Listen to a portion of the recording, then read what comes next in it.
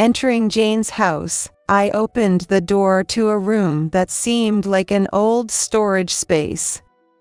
In the corner of the dark room, I found Violet. What on earth happened? As I called out, Violet looked up. She looked very pale. Grandma. Next to Violet were textbooks and workbooks. How long have you been here without even turning on the light? I've been here for a year. What did you just say? Did she study here for a year? And there were dishes and cups around, too. Had she been eating here as well? Can you tell me what's going on, Violet? I took Violet's hand and spoke to her. After hearing Violet's story, I couldn't hide my shock. I never imagined she had suffered so much. The root of all evil was Jane. I left the storage room, completely furious. I found Jane and screamed at her, shaking with anger. What were you thinking, locking a child up in such a place? What you are doing is wrong. Just as Jane was about to retort, the front door opened and someone came into the house. How could you? I stared at a bewildered Jane with a cool gaze. My name is Hilary Taylor, 63 years old.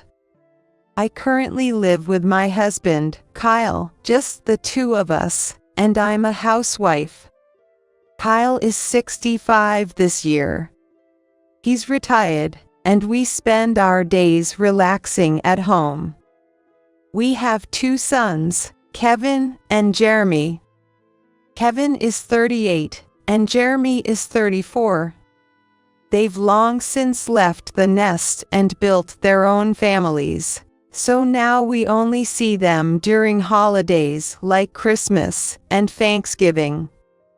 Since the younger son's family has no children, our only grandchild is Violet, the daughter of our eldest son's family.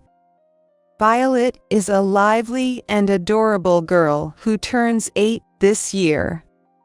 She always talks to me, calling out Grandma, Grandma, and gives me her drawings, which she's good at. One of her drawings, featuring smiling portraits of Kyle and me, is displayed prominently in our living room. Looking at it always warms our hearts. I wonder how Violet is doing. I'd like to see her soon. Kyle remarks with a squint.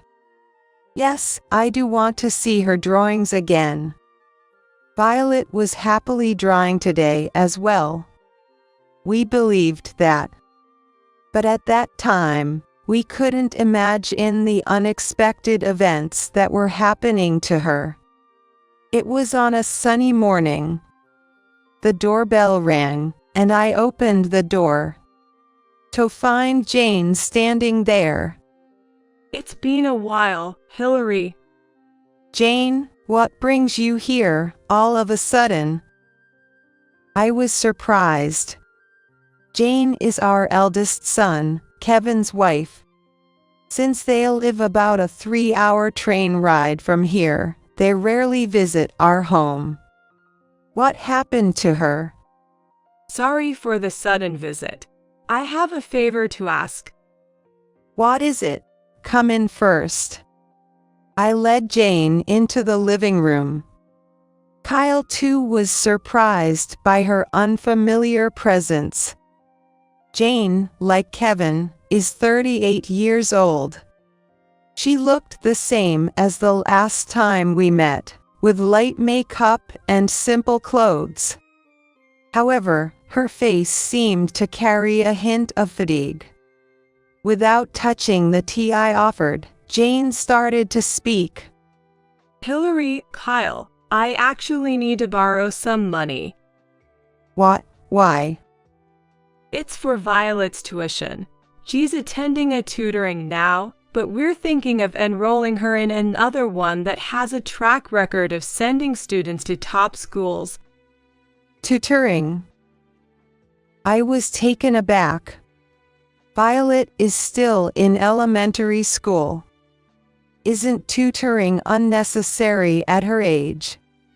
I was about to say so, but times have changed, and I'm not familiar with the current educational situation. Therefore, I couldn't strongly object. Violet wants to become a lawyer. That's why she needs to focus on her studies from now on. That's the first time I'm hearing this. Violet loves drawing. I seem to recall that she previously mentioned wanting to pursue a career in drawing or illustration. I was puzzled. Suddenly, Jane's eyes narrowed sharply. How can you say that? That's not possible. Violet is going to become a lawyer no matter what anyone says. So please lend us the money. Jane's vehement demand made both Kyle and me shrink back. If that's the case, we need to check with Kevin first. Kyle said, to which Jane suddenly regained her composure and answered with a smile. Kyle, it's okay. Kevin agrees to. We'll pay you back as soon as we get the bonus. But she's already attending a tutoring, right? And you're saying to add another one. Hillary, the competition starts from elementary school these days. Without good education, you're left behind in society. It's all for Violet's future. Please understand, I beg you. Now she was tearfully making her plea. Kyle and I exchanged looks and fell silent. It's hard to argue when it's for Violet's future. I'd like to hear it directly from Violet, though. Violet is studying hard at home right now, not wanting to waste any time. She's really trying her best. So, please don't disturb her. Shouldn't we as adults do everything possible to support Violet's wishes? Is that so? How much do you need?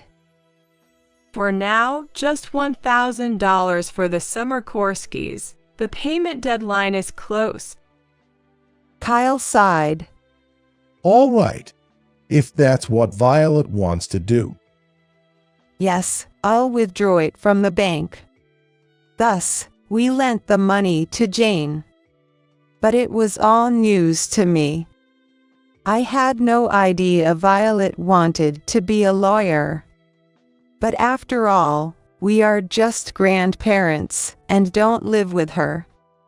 It's no wonder Violet has a change of mind. That's what I thought, trying to convince myself. But the story didn't end there.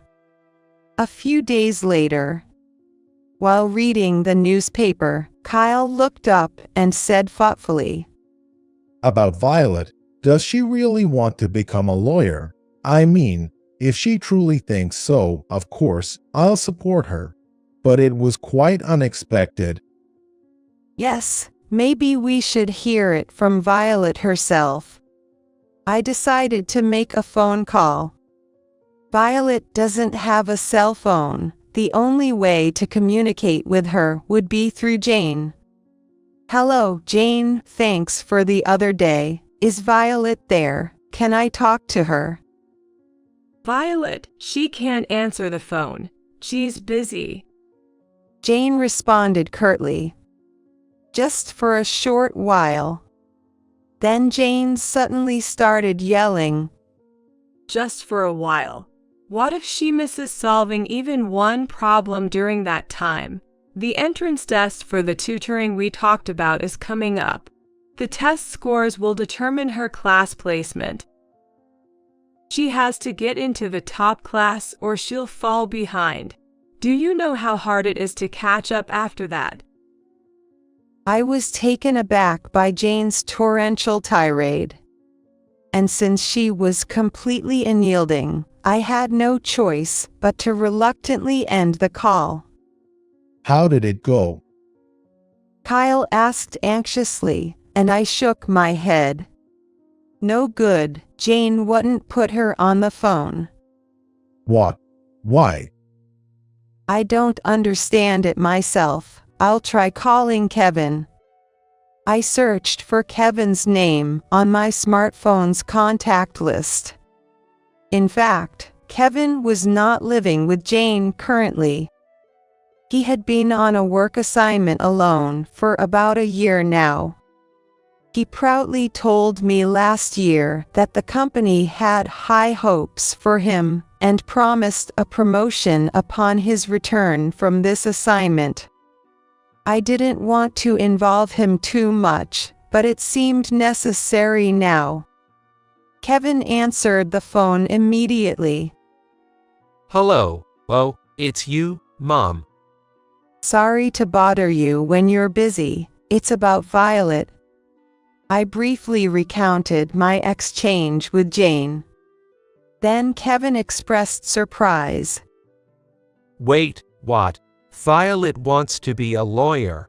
I've never heard of that. Kevin, like us, had never heard of it. Moreover, he was unaware that Jane had become so enthusiastic about Violet's education. Being away from home for a year, it's no wonder. I'm not quite sure, but maybe Jane has started saying some odd stuff. I'm swamped with work right now. It'll be a while before I can return home, but I'll try to talk to them in person next time.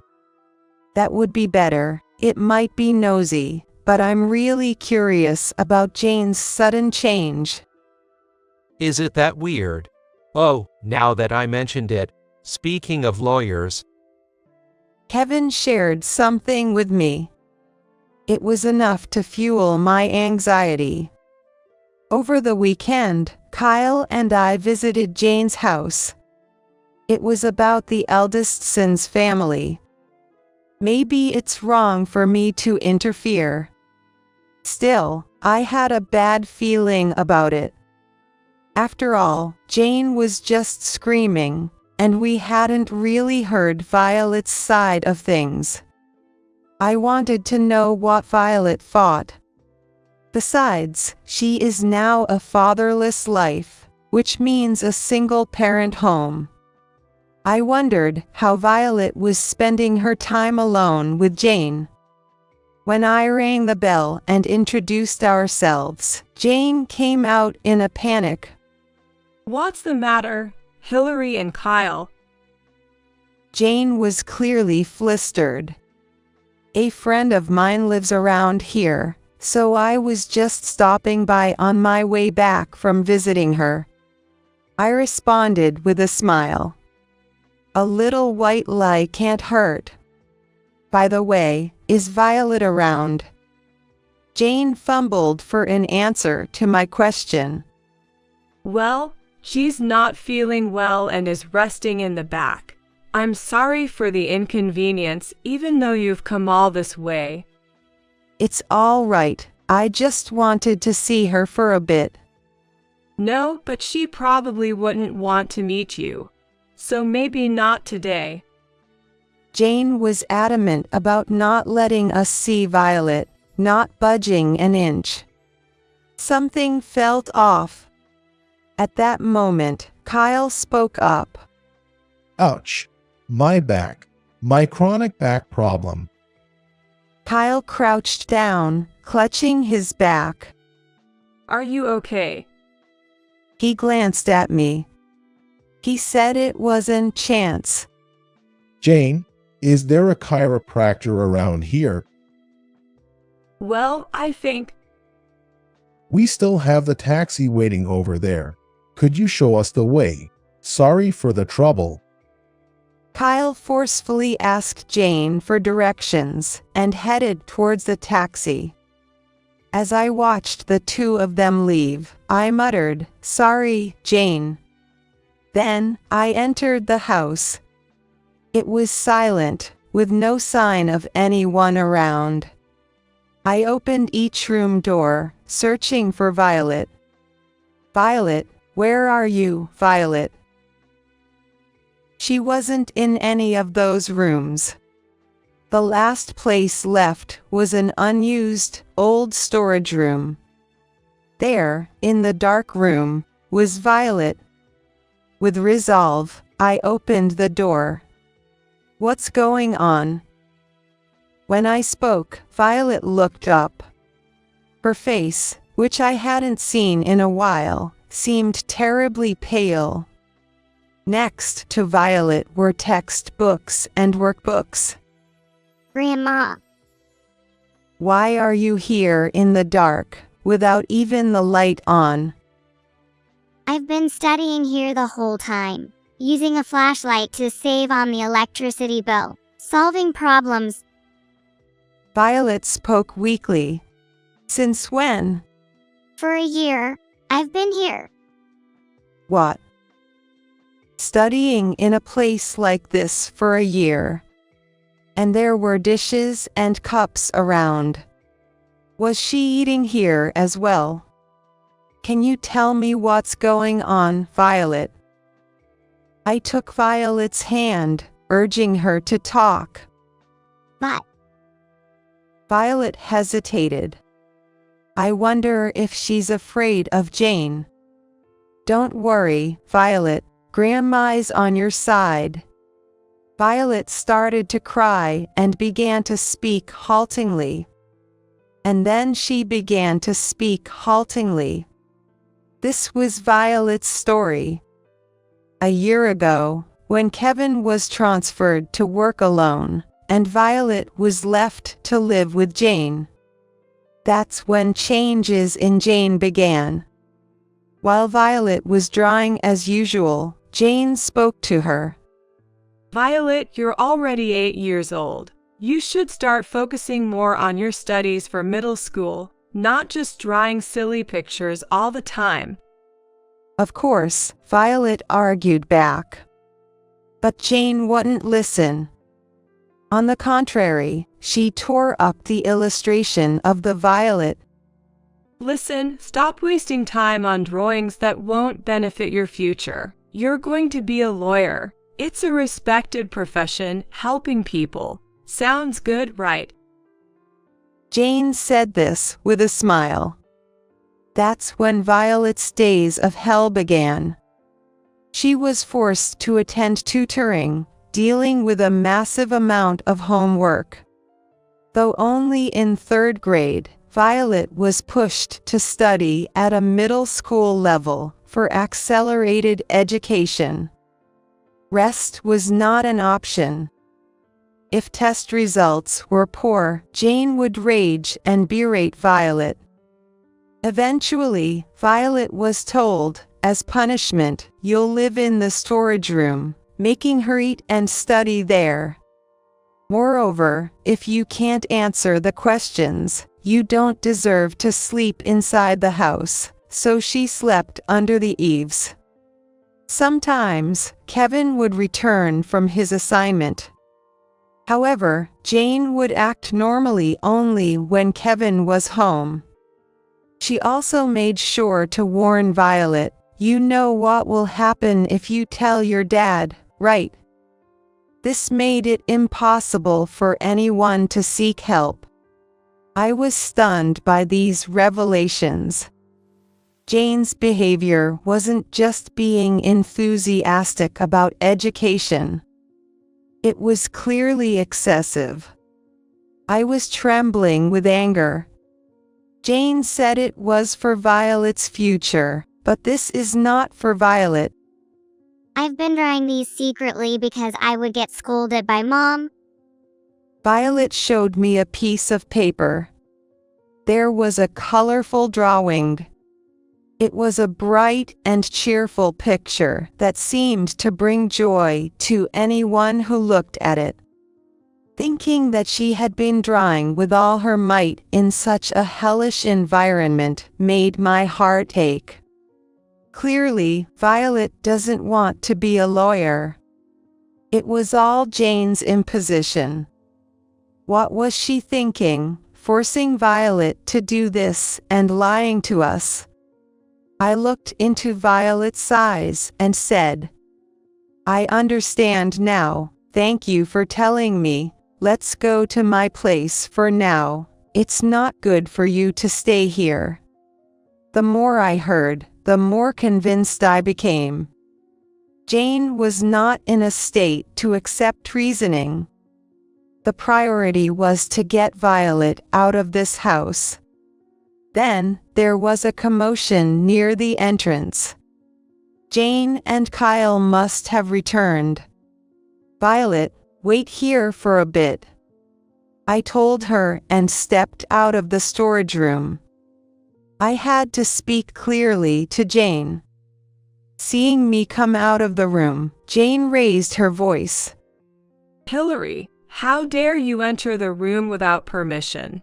Did you and Kyle deceive me, pretending his back hurt?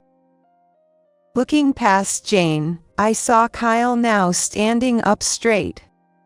I'm sorry about that, but you've been lying too, right? Saying Violet wants to be a lawyer, that's a blatant lie. Locking a child up like that, what were you thinking?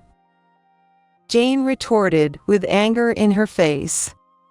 I'm not lying. Violet is going to be a lawyer. That's what's been decided. Kyle was taken aback by Jane's furious outburst. The reason for her obsession with the lawyer. That was the answer to what Kevin told me the other day. It's not Violet, it's you who wanted to be a lawyer, right? Well, Jane, struck by the truth, stumbled over her words. According to Kevin, Jane once aspired to be a lawyer, but failed the exams. She became an office worker because she was unable to obtain a license to be a lawyer.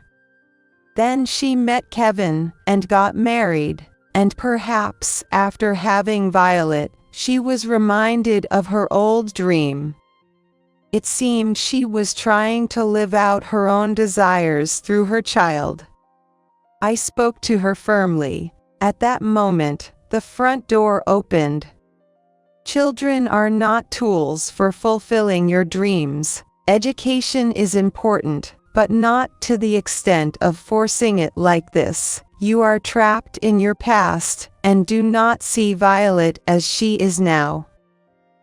Be quiet. What do you know, Hillary? Becoming a lawyer means a secure future. It's all for Violet's sake. Jane's continued shouting was painfully desperate. Then the front door opened. The person who entered the living room was Kevin. Kevin, why? How did you? Jane was perplexed. He was panting in his suit. He hurried back from his workplace. I got a call from Mom and was worried, so I came back early. I had no idea it had come to this. Ignoring me, Jane desperately pleaded to Kevin. It's all a misunderstanding. I want to support Violet's dream. Kevin was not confused by Jane's words. I heard from Mom. You visited Mom to borrow money to put Violet in an expensive tutoring, right? And you lied about me agreeing to it. Chastised by Kevin, Jane momentarily looked guilty. But she quickly regained her composure and began to speak. This was an investment for the future, not really a debt. Jane mumbled her excuses. At that moment, Kevin looked around and picked up a document from the desk. Is this the tutoring? It turned out to be an application form for tutoring. The pamphlet contained the convenient words dramatic grade improvement and success in entering prestigious high schools. Despite Violet already attending one, Jane was planning to enroll her in even more. Looking around house, Books on child education methods were scattered everywhere, including an application for a seminar titled Turning Your Child into a Genius. Of course, it would cost something. The amount of money being spent was shocking. Kevin looked at the tutoring application, appalled. It's so expensive. What are you thinking? But I manage with my savings from before I was married. Recently it's not been enough, so I just asked your parents for help. Jane made an excuse on the spur of the moment. She doesn't seem to think he's at fault one bit. Kevin sighed in frustration, deciding to ignore Jane. It looks like Kyle has decided to ignore Jane from now on. Turning to me, he said wearily, There's no point in talking to Jane anymore. Where is Violet? She's in the storage room in the back. She's been isolated there, as a punishment for not being able to study. She even eats and sleeps there, under the eaves. I just can't leave Violet here. Upon hearing this, Kevin exploded. What? That's unbelievable. Then Violet came out of the room. Dad, you're back. She was noticeably thinner, with dark circles under her eyes. Seeing her, Kevin embraced Violet. I'm so sorry, Violet. I didn't realize. I'm sorry. He then glared at Jane. Violet can't stay here anymore. I'll take her with me. That's best. You can't just decide that. Kevin shouted at Jane, who was persistently pressing the issue. I can't leave her with you anymore. Reflect on your actions alone. Jane flinched and fell silent. Leaving Jane standing there, Kevin, Violet, Kyle, and I left the house. We headed towards the station, starting to walk. During this time, Kevin was still handling calls from work, indicating he was extremely busy. After finishing the call, Kevin apologized to us. Sorry, Mom. Work is hectic. Could you look after Violet for a while? I'll sort things out once things calm down. Of course, we'll take good care of Violet, don't worry. Are you okay, Violet? I turned to Violet. Yeah, I'm okay. Violet looked a bit anxious. I wonder if Jane's spell hasn't been broken yet. I squeezed her hand reassuringly. By the time we reached home, it was completely dark. Violet finished her dinner and fell asleep immediately. She must have been under a lot of pressure lately. She seemed to have worn herself out completely. Poor child, being forced into this. I couldn't help but tear up looking at Violet's sleeping face. I never imagined it would come to this. Kyle sighed deeply. Kevin left Violet in our care and returned to his posting. Kevin said he was going to persuade Jane, but can he? My worries proved accurate. A week later, Kevin contacted us. He had been trying to reason with Jane in between his busy work schedule. Kevin repeatedly tried to persuade Jane, urging her to realize the foolishness of her actions and to change her ways. However, Jane showed no signs of repentance. Far from showing remorse, Jane even said, "Where have you put Violet? She will fall behind in her studies. There are tests coming up soon." Are you still talking like that? Go back to who you were. Kevin pleaded, but she retorted immediately. I'm normal. I'm the one who thinks about Violet more than anyone else. Despite hours of conversation, no resolution was reached, eventually leading to her hanging up the phone. The situation was at a standstill. It was around the time discussions emerged about considering divorce and Kevin formally taking custody of Violet. One morning, the doorbell rang, and when I opened the door, then there was Jane standing there. Jane. She was in her pajamas, her hair a mess, and her eyes were wild. Hillary, Violet is here, right? Give her back to me. She barged in, searching for Violet. What's going on? Kyle was shocked by her sudden appearance. Ignoring him, Jane rushed upstairs. Violet, Violet. I hurried after her, and she found the room where Violet was. Mom. Upon seeing Jane, Violet exclaimed in surprise.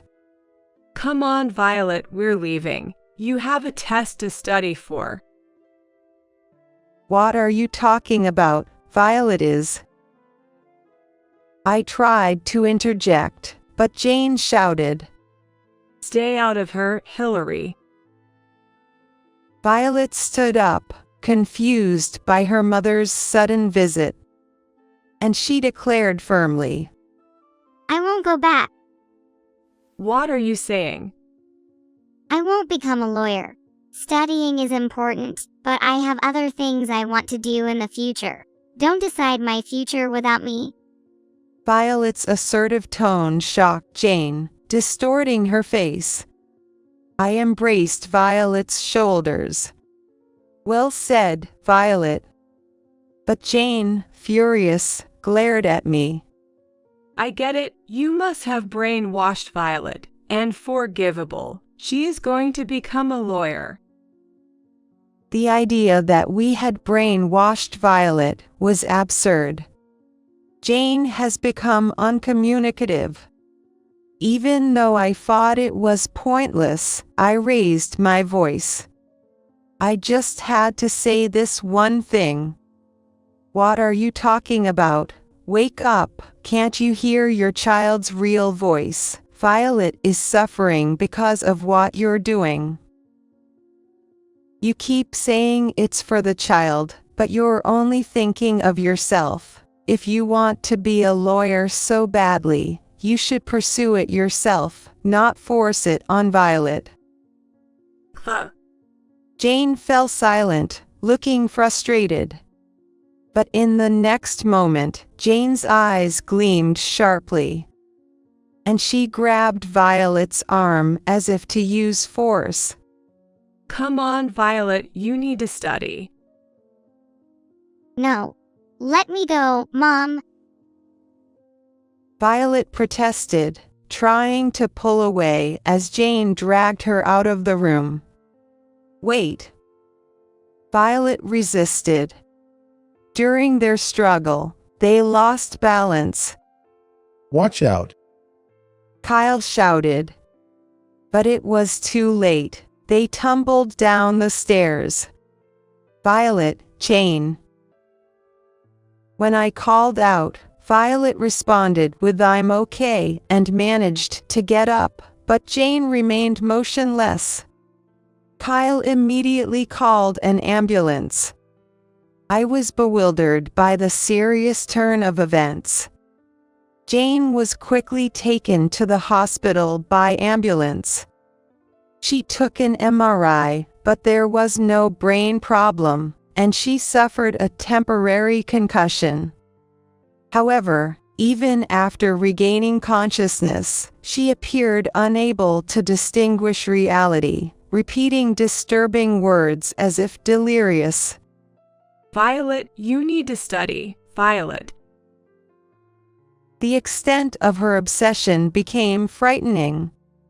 Jane then began to act out violently. Jane became erratic, crying out suddenly, and mistaking a nurse for Violet. She shouted, "Study!" Observing this, the doctor remarked, "It seems her mental state is more of a concern than her physical health." Jane was transferred to the psychiatric department. The doctor said she should stay in the hospital for a while because of her raging and screaming. I felt there was something wrong with her, but she had a problem with her mind. Afterward, having hospitalized Jane, we contacted her parents. We asked them to come to the hospital to explain Jane's recent condition. Her parents were visibly pale. They never imagined their daughter would end up like this. Jane's parents promised to take good care of her. After some time, Kevin expressed his wish to divorce Jane. Jane naturally refused. However, Kevin initiated legal proceedings, and as a result, the divorce was finalized. Kevin gaining custody of Violet. Later, we were called by Jane's parents and visited the hospital again. "We've caused you so much trouble." In the hospital's meeting room, Jane's mother apologized deeply. Then, they handed us an envelope. "This is the money she borrowed. We are very sorry." It was the $1,000 that she said was needed for Violet's tutoring, which she borrowed from me and Kyle. It seemed Jane's parents had covered the debt. I looked intently at their faces. Despite being around their 60s, just like us, Jane's parents looked much older. This turmoil must have aged them considerably. "Thank you kindly. How's Jane doing?" I casually asked. "That's just it. She hasn't improved much. She keeps shouting at anyone to study or yelling you must become a lawyer. So, we have no choice but to keep her here for a while longer." Saying that, Jane's mother sighed.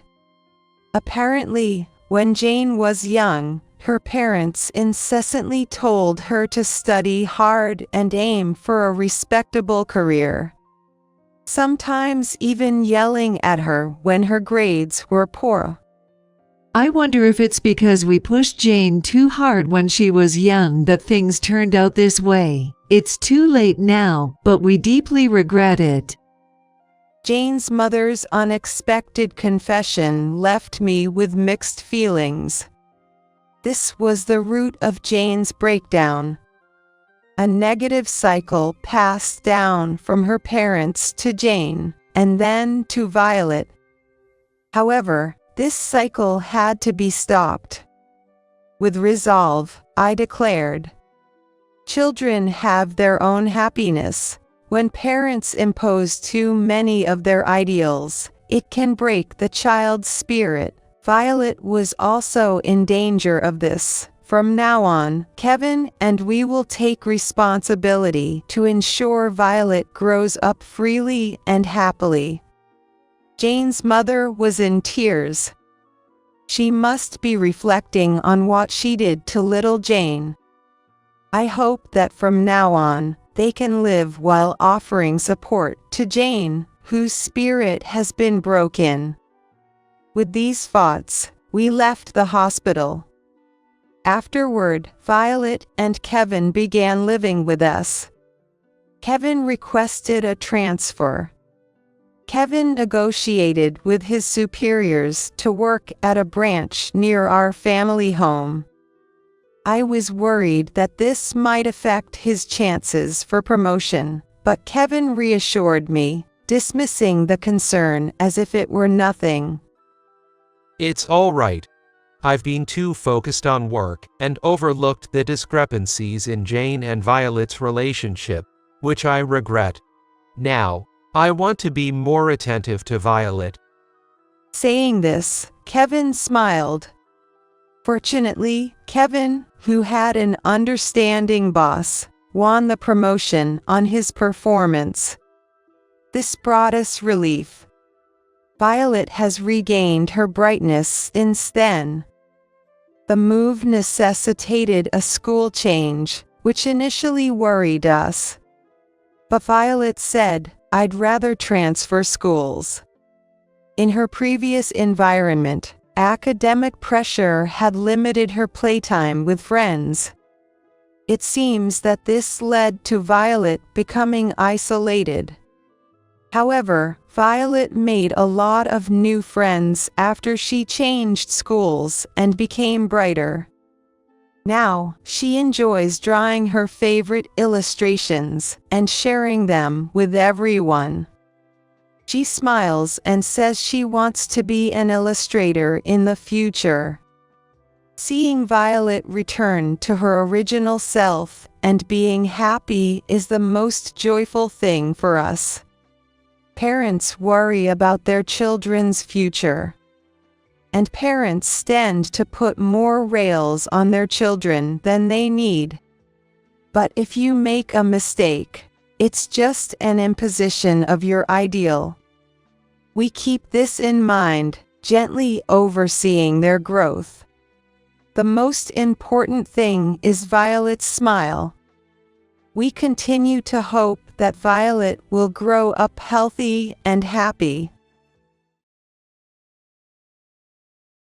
After receiving shocking news from my mom, my sister, who had eloped and gone missing years ago, had returned. I headed back home with my son. Sure enough, there were women's shoes at the house.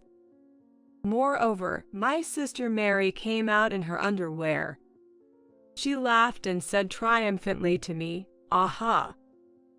I scored a luxury high-rise and a wealthy husband. You poor folks can keep working your part-time jobs forever."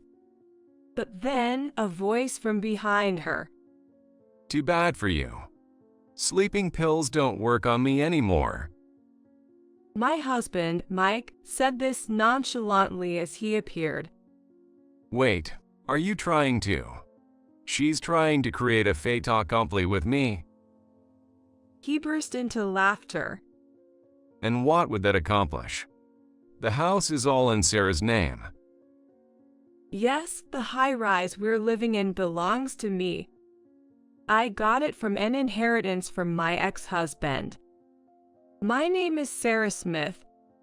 I'm a 34-year-old working for an organization dedicated to preserving American classical culture.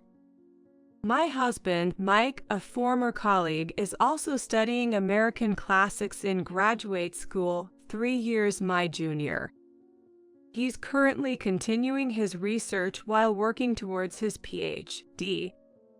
His situation allows him the flexibility to do school and activity runs for our son, Joshua, in my place.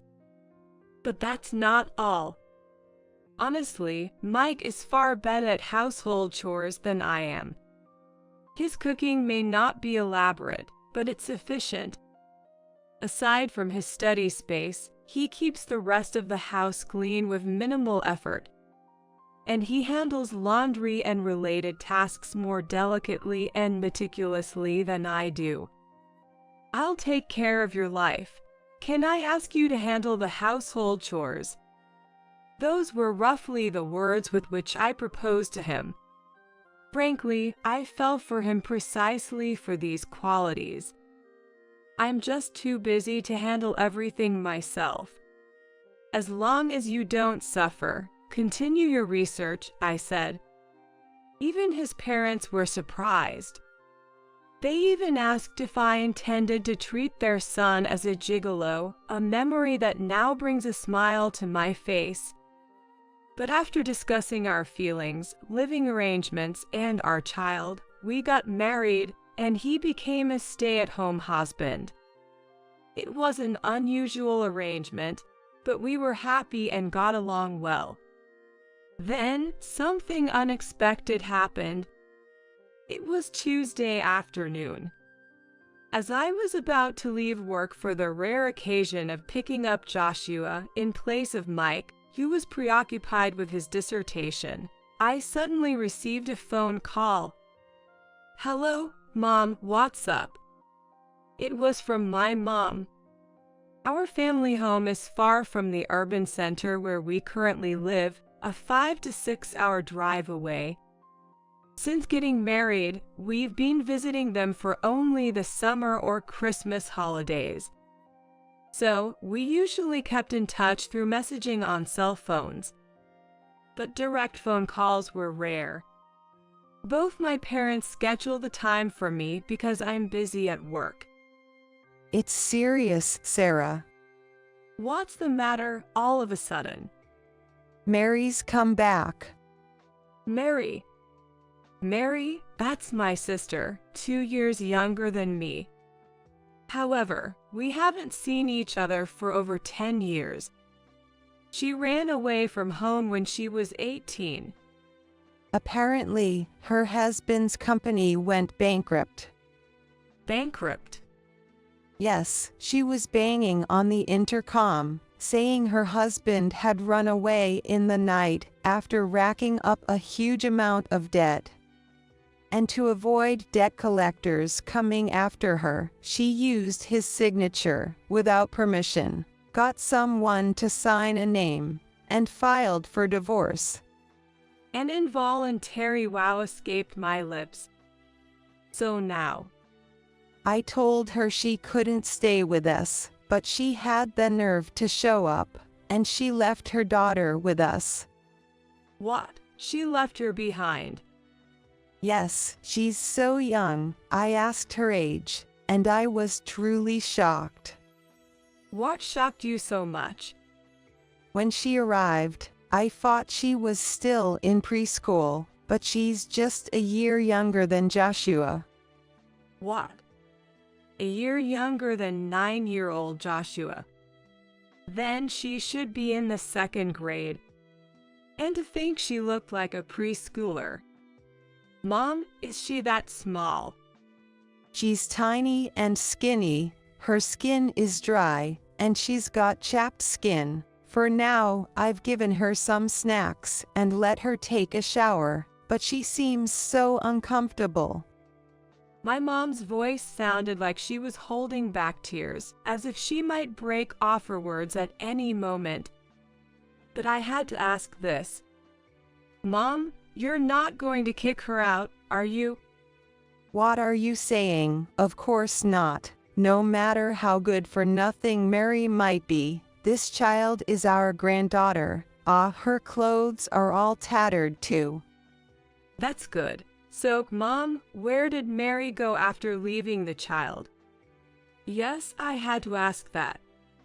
To your place, Sarah. Why to my place?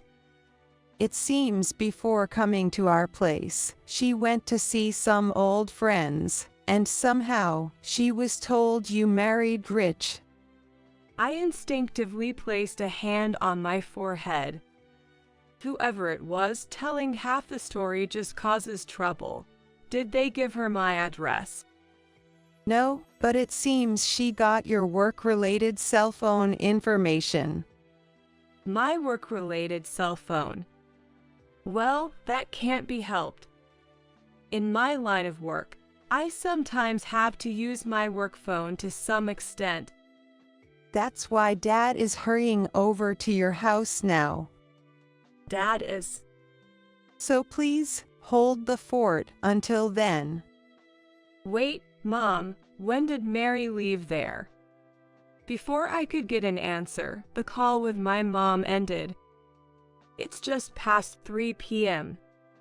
Picking up Joshua from school, then taking him to his lessons, waiting for him to finish, going shopping. Mike has been so absorbed in his work since yesterday that he won't be able to cook for tonight and all of tomorrow for sure. So, shopping is absolutely necessary. And even if he finishes writing, he's likely to fall asleep without eating. Usually, after staying up for about 3 days, he sleeps for a day and a half.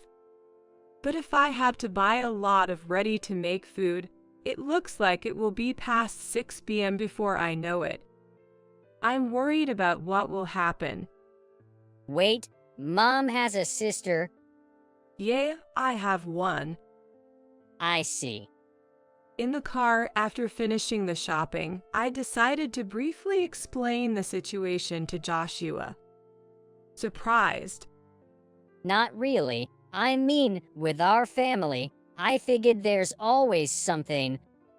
Joshua, at 9 years old and in the 3rd grade, is quite bright and a bit mature for his age. Our slightly unconventional family dynamics meant he understood the situation quickly once explained. I guess he takes after his dad in that regard. As a child, I remember just squabbling simply with my sister.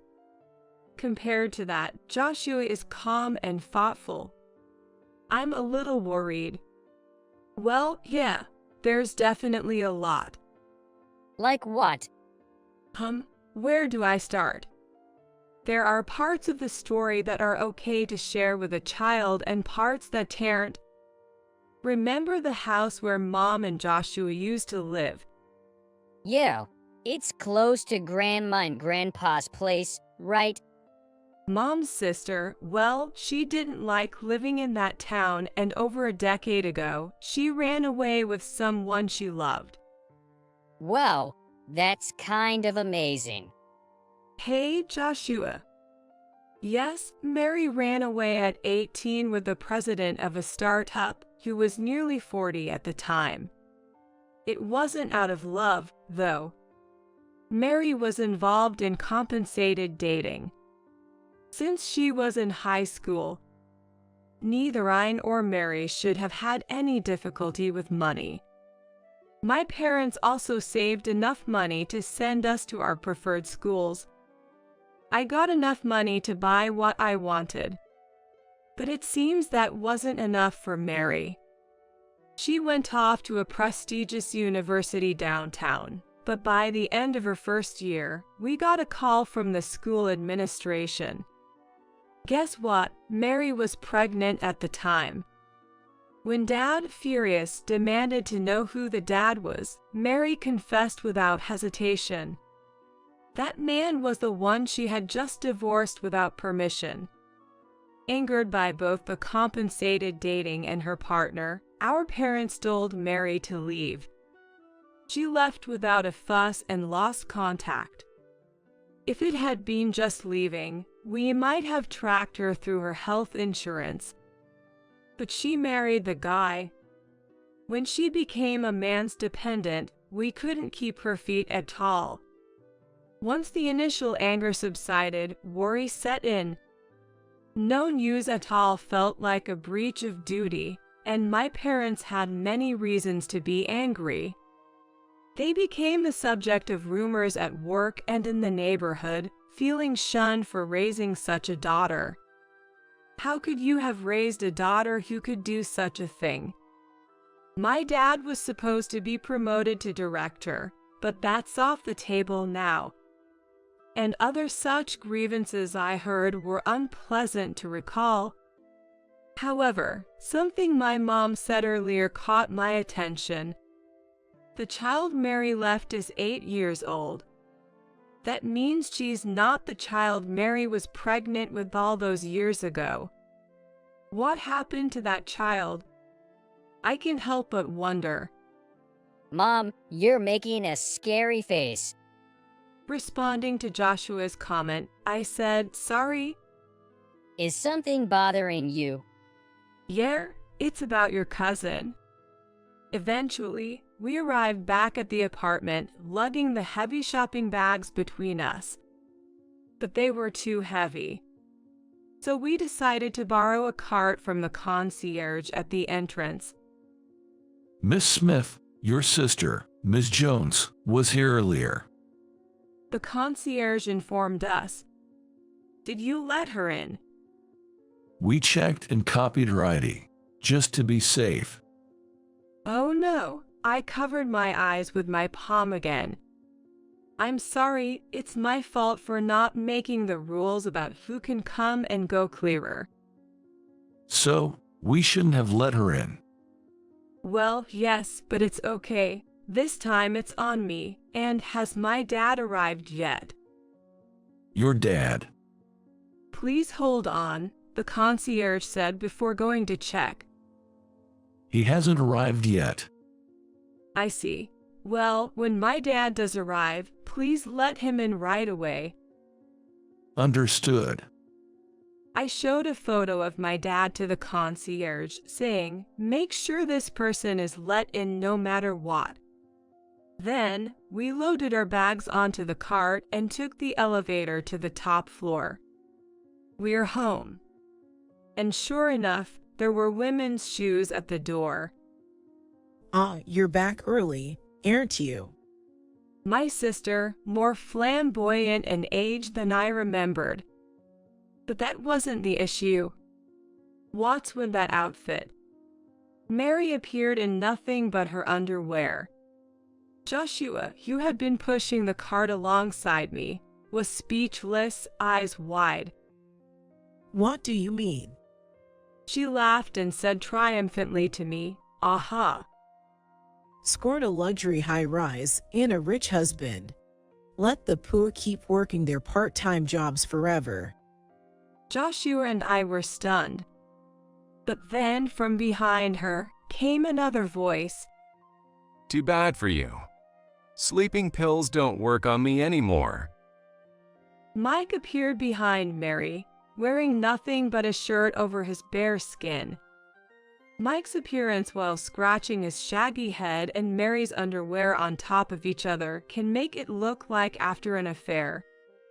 But I had no such parts. I was confident that wasn't the case. I had that confidence. Using that stuff made me lose my focus. Geez. Wait, what? You realized it was a sleeping pill, and it didn't work. I figured I was drugged because of the strange drowsiness, but that doesn't mean I could sleep. That's not right. I said, ignoring Mary's comments. Mike turned to Joshua. Joshua, thanks for helping with the shopping.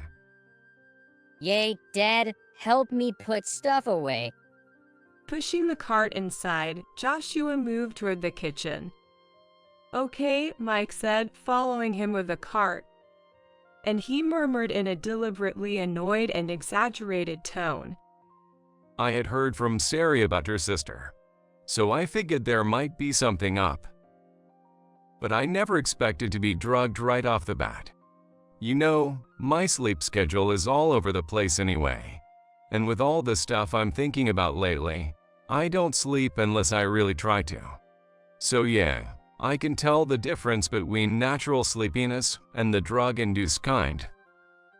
Mary's expression grew even more severe. Well, I figured you were up to something, so I just played along and pretended to sleep. What's with this person? Mike laid out his words in a calm, matter-of-fact manner. Facing his composed demeanor, Mary, who had seemed so confident at first, was left utterly dumbfounded. What is with this guy? There was no better way to say it. She had picked the wrong opponent. What's with you, walking around in that outfit? Were you trying to create some kind of fait accompli by stripping him and pushing him into bed? I let out a deep sigh. Well, why has she always been so foolish? But given the situation, I could guess what had happened. Mary must have learned I was living in a luxury high-rise in the metropolitan area and came here. Then, gathering information around the neighborhood as my sister living in the top-floor penthouse, she found out Mike was a stay-at-home husband doing research related to my current job. Assuming Mike would be home alone, she targeted the time I was out. From Mike's perspective, after repeatedly ignoring the doorbell, he finally answered to find a woman claiming to be my sister. with his mind still half on his dissertation. Mary probably thought, seeing a disheveled, almost pajama-clad man. So she thought like this. Wow, he's young. Did my sister score a younger, intellectual, luxury high-rise owner? That's unfair. I'll steal him. And then, probably carrying sleeping pills for some reason, she tried to drug Mike, strip him, push him into bed, and confront me with the scene. But Mary didn't know Mike. He can become so absorbed in his research and writing that he forgets both time and meals. Attempting such a thing on him was bound to fail, something I knew all too well. Wait, she was trying to create a fait accompli with me. Mike's voice grew louder before he erupted into laughter. What would be the point? The house is all Sarah's, after all. Yay, what's this aunt even talking about? Hey, watch it, kid. Well, technically, he can call you aunt without any issues. He's my son after all. What? Your son? But he's so big, and he's still in his 20s, right? Well, my sins from my previous marriage. You remarried. So the rich husband you married. Something you wouldn't know since you've been running away all this time. As I spoke, I was finally able to go to my room. After hanging up my coat and setting down my bag, Mike served me some tea. Glancing around, I noticed a haphazardly placed bag on the living room table. The bag makes my room feel strangely messy. I felt disgusted. I wanted to get rid of it quickly. So, you're not going to serve me even a single cup of tea? Mary watched me drink my tea with a resentful look. I don't really feel like serving someone who drugs their tea. And how long do you plan on staying in that outfit? I don't want a flasher roaming around my house. First, explain yourself. How come you're the owner of this penthouse? Oh, why can't conversations with this sister ever go smoothly? Well, I guess I have to explain for her to understand. You see, when my ex-husband passed away, he left us a lot of assets. That's how I bought this place. Paid in full, not a mortgage. What? Paid in full by you? But this place must be worth millions. Because that's still just 1/100th of the real estate I currently own. Mary was speechless. Yes, the top floor of this high-rise is completely mine. But that's not all. I now own numerous properties with a total asset value of $200 million. Not only can I live a comfortable life with the income from these properties, but I'm also an advisor to an organization involved in the preservation of American classical culture. Half of it is for tax strategies, and the other half is for Mike's sake. Essentially, my busy daily work involves being a director for this organization. And sometimes I get reports on land matters. Explaining this left Mary astonished. To you, Sarah. Yes, to me, because, Mary, you didn't know that I got married right after graduating from college, or even why. What are you talking about? Because of the mess you did, Dad's company's credibility plummeted, and we had a tough time. HMMM. What does it matter what a grown daughter does? You weren't of legal age at the time. Having a daughter involved in compensated dating from high school made it look like we couldn't even educate our child properly. Mom felt humiliated for a while. Then, I received a marriage proposal from the Brown family. The Brown family? Yes, the so-called lords of our hometown. What? You married into that prestigious family? I sighed deeply. Then Mike kindly moved Joshua away, saying, "Let's go over there for a bit." Joshua understood it was an adult conversation. So, you married into that family. Yes, but not the person you're thinking of. I married the elder brother, who was the heir at the time. What? The bedridden, so-called burden of the Brown family. Yes, it was him. Indeed, my ex-husband was referred to that way. He has been sickly since birth, has hardly been to school, and has always had a doctor. That's why they said he was the burden of the prestigious family. Indeed, the family's burden from an outsider's perspective. But that was never how his family saw him. They all loved him dearly, without any desires. He happened to fall for me during one of my visits home, seen in a hospital. The Brown lords even came to our house. My son, who had never wanted anything before, wanted only one thing, so family members came to ask me, who was more than 10 years younger than him. I married at 22, partly to widen my parents' shoulders. My husband passed away while Joshua was still in my womb. My pregnancy was through IVF, since he didn't have the strength for a natural conception, fulfilling his parents' wish and mine, and I myself agreed for the sake of my sweet ex-husband. He passed away, leaving only his name for our child, unable to see his face. Left a young widow, his parents thanked me, leaving his inheritance as per his will. However, relatives eyeing the inheritance like vultures made me move to a secure high-rise downtown when Joshua started kindergarten.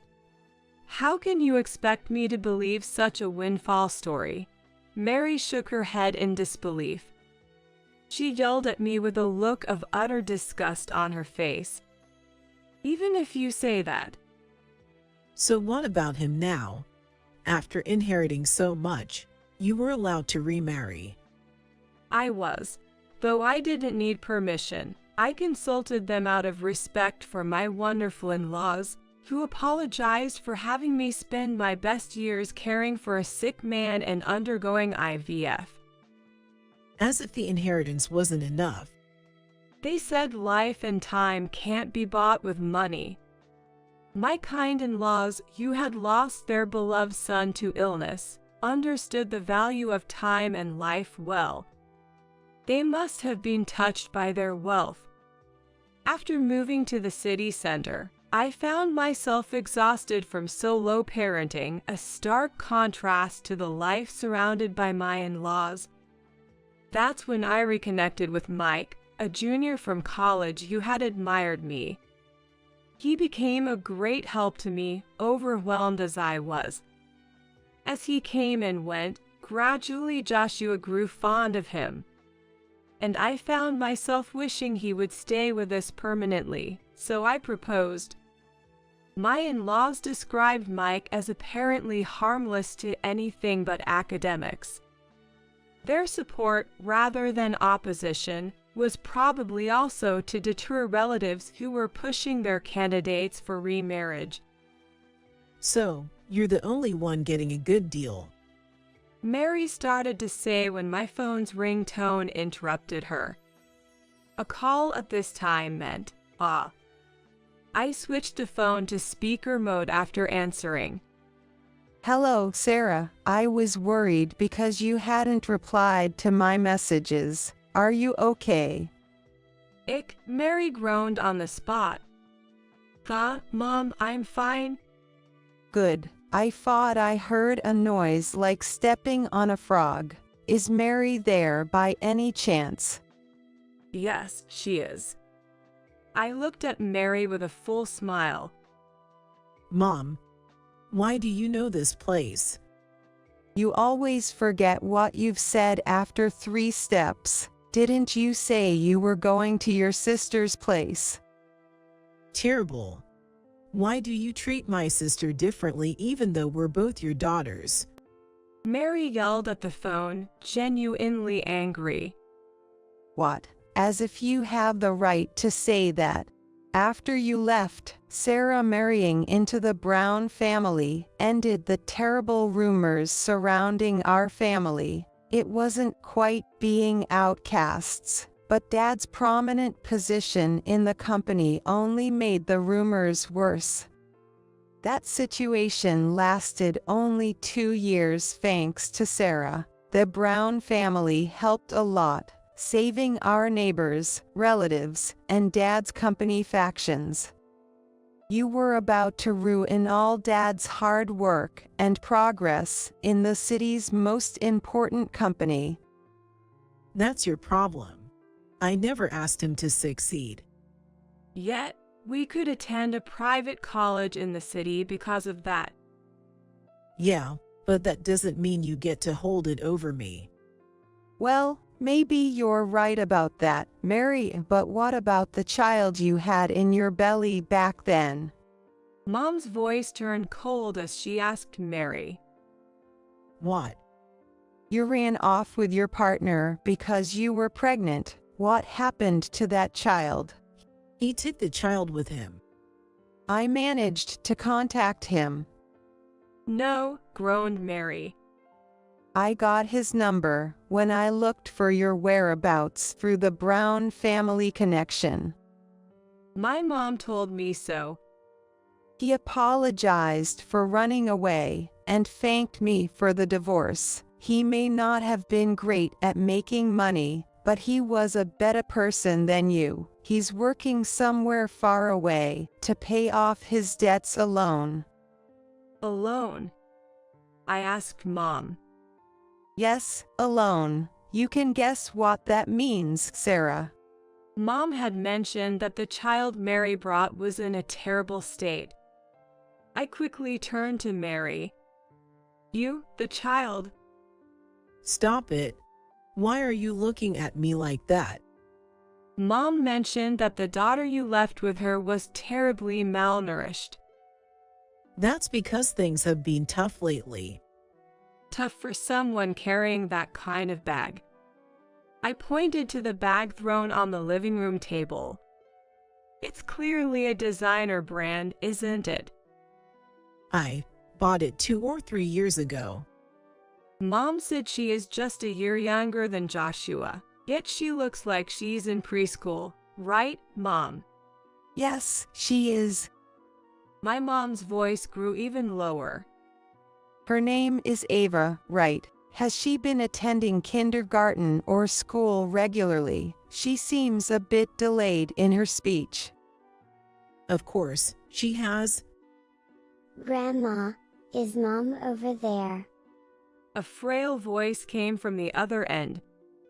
Yes, Ava, do you want to talk to Mom? No. I definitely don't want to go back. I don't want to go back to Mom's. Ava, Mary's daughter, started crying on the other end. I don't want to end up like my sister. I see. The grim reality seemed to hide behind those words. We've been talking for a bit. She seems to have had an older sister. My mom hinted at something in the past tense. So, what happened? I don't know anything about that. Mary hastily tried to grab her bag and clothes. You can't. But Mike grabbed her arm, and Joshua secured the bag and clothes. Then, turning to another phone. Grandpa, now's the time. With that signal, the front door opened. Police. We received a report of trespassing and assault, and allegations of child abuse. We are here to detain the woman involved. Sarah, good job buying us time. Dad. The police, about 3 of them, secured Mary on the spot. Are you all right, Miss Smith? Yes, I am fine. The concierge was also standing by the entrance.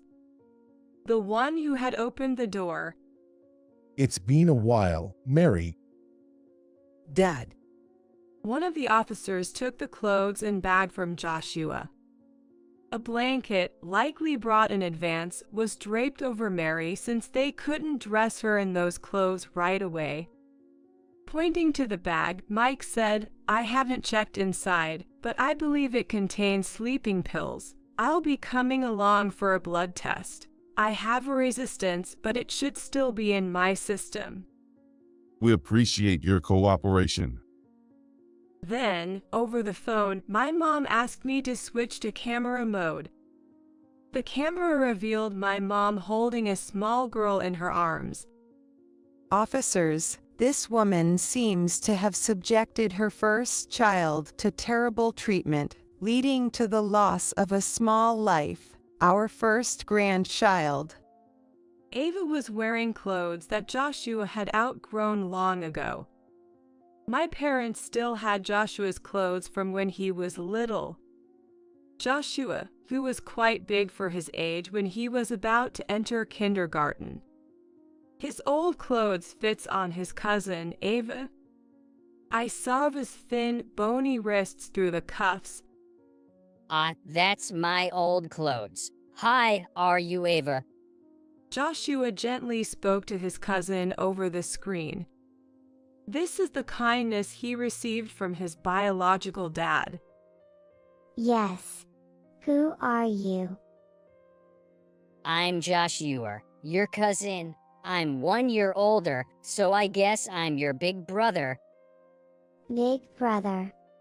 With that, Ava, perhaps reminded of her lost sibling, started to cry again. You should come and play sometime. Okay, the girl nodded meekly through the screen. Then, Sarah, we'll take her away now. Sorry for the intrusion. Joshua, let's play chess with Grandpa later. Okay, I'll be waiting. Right after our exchange. what is this? Your own little soap opera. And here I am, having lost everything. Hearing this, I strode towards Mary and slapped her sharply across the face. No, violent woman. Officer, arrest her for obstructing public duties too. While restraining Mary, who was struggling, the officer gave me a wry smile and tried to calm the situation. "I'm sorry, but I just had to say it to my sister. What do you want? Everything you've lost is because of your own actions. It's nobody else's fault. Nothing's coming back to you, and I won't let it. That child will be mine. Don't you ever dare get involved with us again." Let's go, everyone. Mike urged my dad. All right, see you later, Sarah. "I'll be waiting, Dad. Take care, you all." After seeing them off, I collapsed onto the couch. Are you okay, Mom? I'm just really tired. It's good we did the shopping today. Oh, Indeed. What a day it had been. To think it had only been 6 hours since Mom's call. Later, Dad and Mike returned to say Mary would be detained by the police for a while. No bail. Absolutely not. Dad declared over a late dinner, his voice strained. She's already divorced, so there's no one on her side to take her in. Let's just get her tried quickly. Eventually, Mary was sentenced to actual jail time. She had caused her family back home great distress, led to the death of one child, and was now abandoned by the remaining child. Sometime later, my parents brought Ava to live with us. you've become so pretty. Joshua's words made Ava's face turn red. Where did you learn to talk like that, huh? Dad, stop. It tickles. Stop. Joshua laughed, playing with Mike. Watching this scene of an adoptive dad and son, Ava looked on in amazement. Are you sure, Auntie? She mumbled about staying with us. I had prepared myself to adopt her, believing it to be the best course of action. Initially, I considered letting her grow up with my parents. However, they feared she might endure stigma as that girl's child in our hometown. My parents planned to move closer to me after retirement. We settled on the idea of traveling together for the summer holidays and Christmas. Ava seems a bit behind in her studies, making it difficult for her to attend the same school as Joshua. Yet, our life promises to be far better than her previous one. With the source of turmoil gone, we can now focus on finding happiness. We have plenty of time. I just got a call from the hospital saying that Emily was rushed there in an emergency. Hurry to the hospital. I'm at home right now, but I'll head there immediately, my husband, Daniel, said. I was momentarily confused by what he meant. Then, puzzled, I replied, I'm at my parents' house right now, but what do you mean? Did the hospital really call? Daniel, clearly irritated, said, Yes, that's why I'm telling you to hurry up. But as I looked at my daughter, sleeping next to me, I said, Emily's right here sleeping next to me, though. Hearing this, Daniel was speechless and just uttered, Oh? My name is Laura Thompson. I'm a 33-year-old housewife. I live with my daughter, Emily, and Daniel, who is 2 years older than me. Emily, who just turned 10 and is in the 4th grade. I quit my full-time job when Emily was born, but started working part-time when she entered elementary school. Daniel graduated from a top university and works for a leading trading company in the U.S. We met in college when a friend invited me to a drinking party, where we happened to sit next to each other. We exchanged contacts and occasionally met up for movies and coffee. We weren't in a serious relationship, but I didn't mind meeting him. Maybe I bragged a bit to my friends about having a friend from a prestigious university. However, after meeting a few times, Daniel asked me out, and we started dating. I wasn't particularly in love, but I didn't dislike him either. Honestly, I tend to go with the flow and make decisions based on others' influence. When Daniel asked for my contact, I wasn't particularly attracted to him, but I gave it to him anyway, and I hung out with him, just to avoid the hassle of saying no. I've always thought life is easier when someone else makes decisions.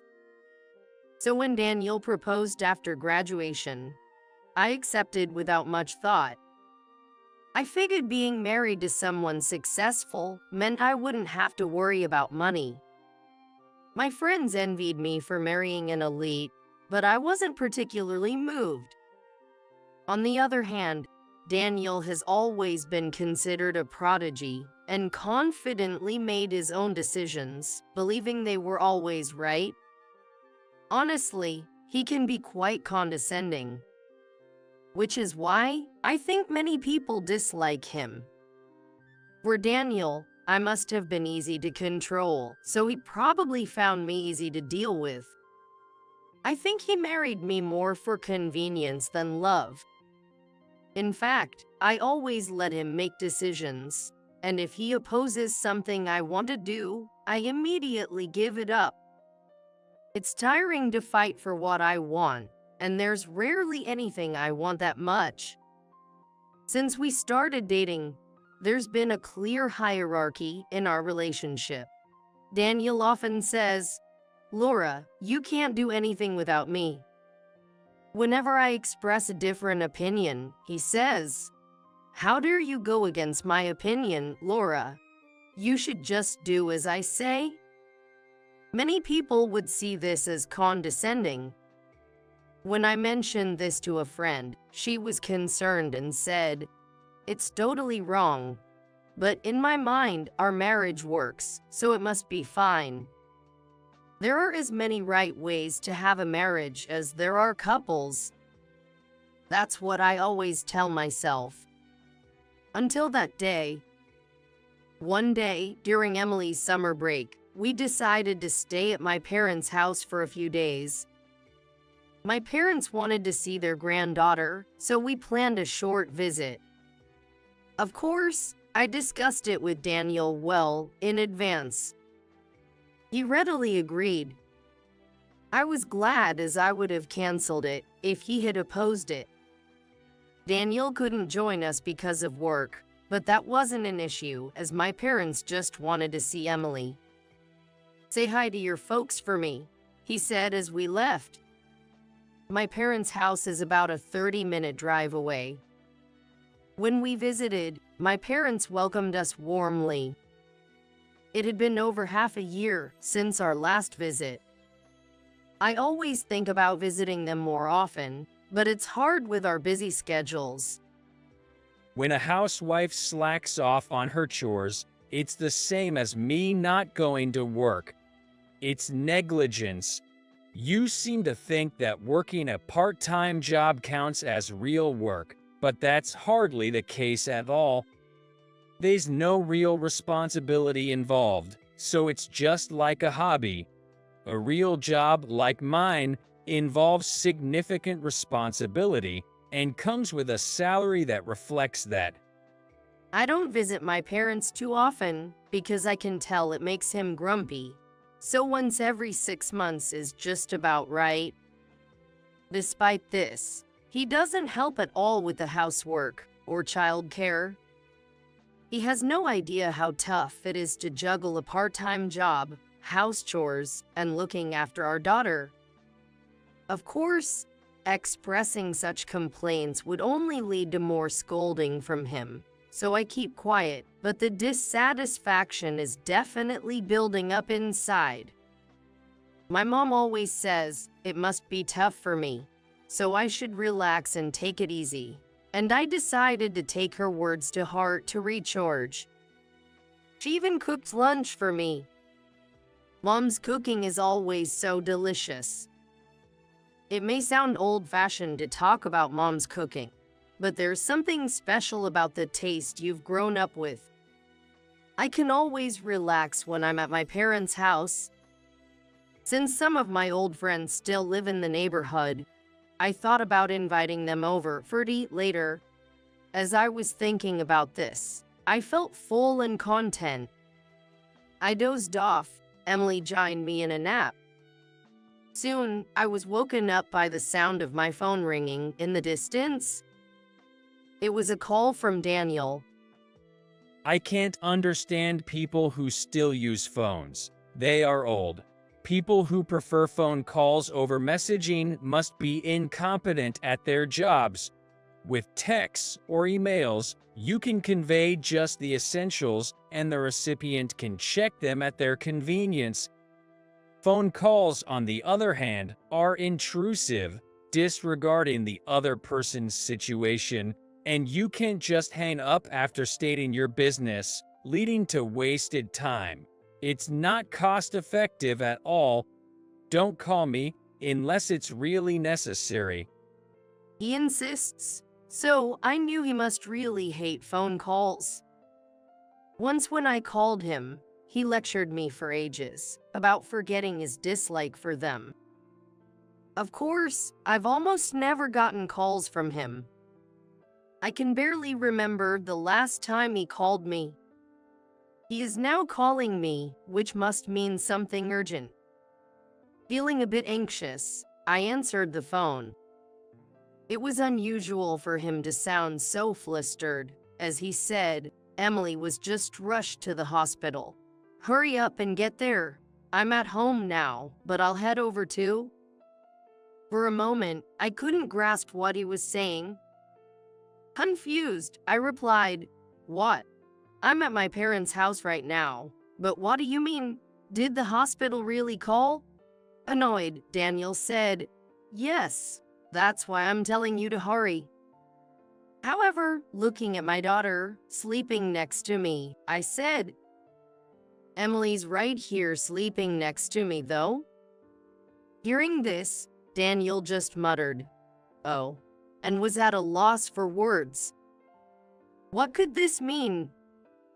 I was completely baffled, so I asked him, was it just the wrong number? But you believed it and were so worried, so it must have seemed real, right? Suddenly, he snapped, "Shut up. If it was a mistake, then there's no problem," and hung up the phone. What was all that about? It's unlike Daniel to make a wrong number call and even contact me about it. He's always calm and doesn't make a call unless he's sure. If he had any doubts, he would have probably sent a message first. I couldn't believe it was just a wrong number, so I decided to call the hospital myself.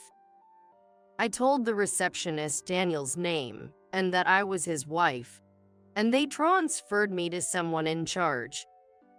Yes, Daniel's daughter has indeed been brought here. Please come to the hospital as soon as possible. She's not in a life-threatening condition, but she collapsed in the middle of the street. The preliminary test didn't find anything unusual, but we don't know the cause of her collapse, so she'll be admitted for further testing. When I asked if they were sure it was Daniel's daughter, they replied she had Daniel's wallet with her and said it was her dad's, so we're pretty sure. The wallet had his driver's license in it, and she recognized him from the photo. They had contacted him using the business card in the wallet. It all made sense. But since my daughter, Emily, was sleeping right next to me, it couldn't be her. The more I thought about it, the more confused I became. As I was trying to make sense of it all, the person on the phone asked, "You are Daniel's wife, right? So you're her mother, and will be coming over, right?" I tend to agree to things when asked, so I instinctively said, "Oh, yes. I'm on my way." After hanging up, I thought to myself, what's the point of me going there if it's just some unknown girl admitted to the hospital? But since I said I'd go, I felt I had to. I was also curious about why the girl had Daniel's wallet. The most likely explanation seemed to be that she had found the wallet and mistook it for her father's. I asked my parents to look after Emily and headed to the hospital alone. It wasn't too far, just about a 30-minute drive. Luckily, the traffic wasn't bad, and I arrived in about 30 minutes as expected. At the hospital, I gave Daniel's name at the reception, and a nurse led me to the room of the girl who had his wallet. They said she could talk, as she didn't seem to have any physical injuries or illness. When I entered the room, I saw a girl about the same age as Emily sleeping there. The nurse cheerfully said, "Your mom is here." The girl woke up. But since I wasn't her mother, she naturally asked the nurse, "Mom's here. Where is she?" The nurse, thinking I was her mother, said, "Right in front of you." The girl looked at me, confused, and said, "This lady isn't my mom. I don't know her. Who is she?" as she turned to the nurse. The nurse was surprised and asked, "Wait, is there some mistake? You're not her mom. Could you look again?" But the girl firmly denied again, saying, "Definitely not. She's not my mom. I've never seen her before." Hearing this, the nurse's face stiffened with a look of disbelief. She turned to me, now filled with distrust, and asked, "Who are you?" Thinking it's better to be honest rather than causing more confusion, I explained, "Actually, I heard that a girl with my husband's wallet was brought to the hospital, and I came to find out why." The nurse, confused, asked, "You mean you're the wife of the wallet's owner? But if you're not this girl's mother, what's going on?" I have no idea either. Daniel hasn't told me anything. I then turned to the girl to clear things up. "Hi there, I'm Laura. What's your name?" The girl replied openly, "I'm Michelle, Michelle Johnson." The name Johnson rang a bell. I remembered a woman named Emily Johnson among Daniel's colleagues at our wedding. She was quite close to Daniel, which struck me as odd. Despite my presence, she had taken photos with him, arms draped around each other, and even hugged him to offer congratulations. I remembered complaining about their excessive closeness. Daniel had explained she was just more physically affectionate, but I couldn't shake off a feeling of suspicion. The girl shared the same last name as that woman. The surname Johnson is easy to remember. As far as I know, I'm only aware of one person with that name. Dismissing this as a coincidence seems far-fetched. Fearing the worst, but keeping calm, I continued talking to Michelle. "I'm a friend of your dad. He's busy with work and can't come, so he asked me to check on you. I heard you have his wallet. Is that true? He asked me to confirm it. Can I see it?" Michelle obediently showed me the wallet, which I recognized immediately as Daniel's. In fact, I had given it to him as a birthday present, so there was no mistaking it. There was no doubt now. "Can I see what's inside, just to be sure?" I asked. She showed me, and it contained Daniel's business cards and driver's license. This confirmed it was indeed his wallet. But there was a chance Michelle was mistaken. So I asked, just to double check, "What's your dad's name?" She promptly replied, "My dad's name is Daniel Thompson. He works at the same company as my mom." This wasn't a misunderstanding. Moreover, she said her mom worked at the same company as Daniel. My worst fears seemed to be becoming reality, but I had to be sure. I asked Michelle why her last name was different from her dad's, but she hesitated and didn't provide a clear answer. "But Mom said she's going to change her last name to his soon," was all she said. Taking a leap, I asked, "Is your mom's name Emily, by any chance?" She confirmed, "Yes, that's right. Are you friends with her too?" My suspicions were confirmed. Just as I was grappling with this shocking revelation, I heard a voice from behind. "Hey, what are you doing here?" It was Daniel. I was surprised, but it made sense for him to be here, since his daughter was hospitalized. Plus, he knew about the wallet with his driver's license. Trying to remain calm, I asked, "Why are you here? You were angry about a wrong number earlier. So if you're here, does that mean it wasn't a wrong number after all?" I wanted to hear his explanation. He awkwardly said, "I came because I heard someone had my wallet. Maybe she found it after I lost it." Michelle then clarified, "Dad left it at our house when he visited. I was bringing it back to him, but collapsed on the way." What are you talking about?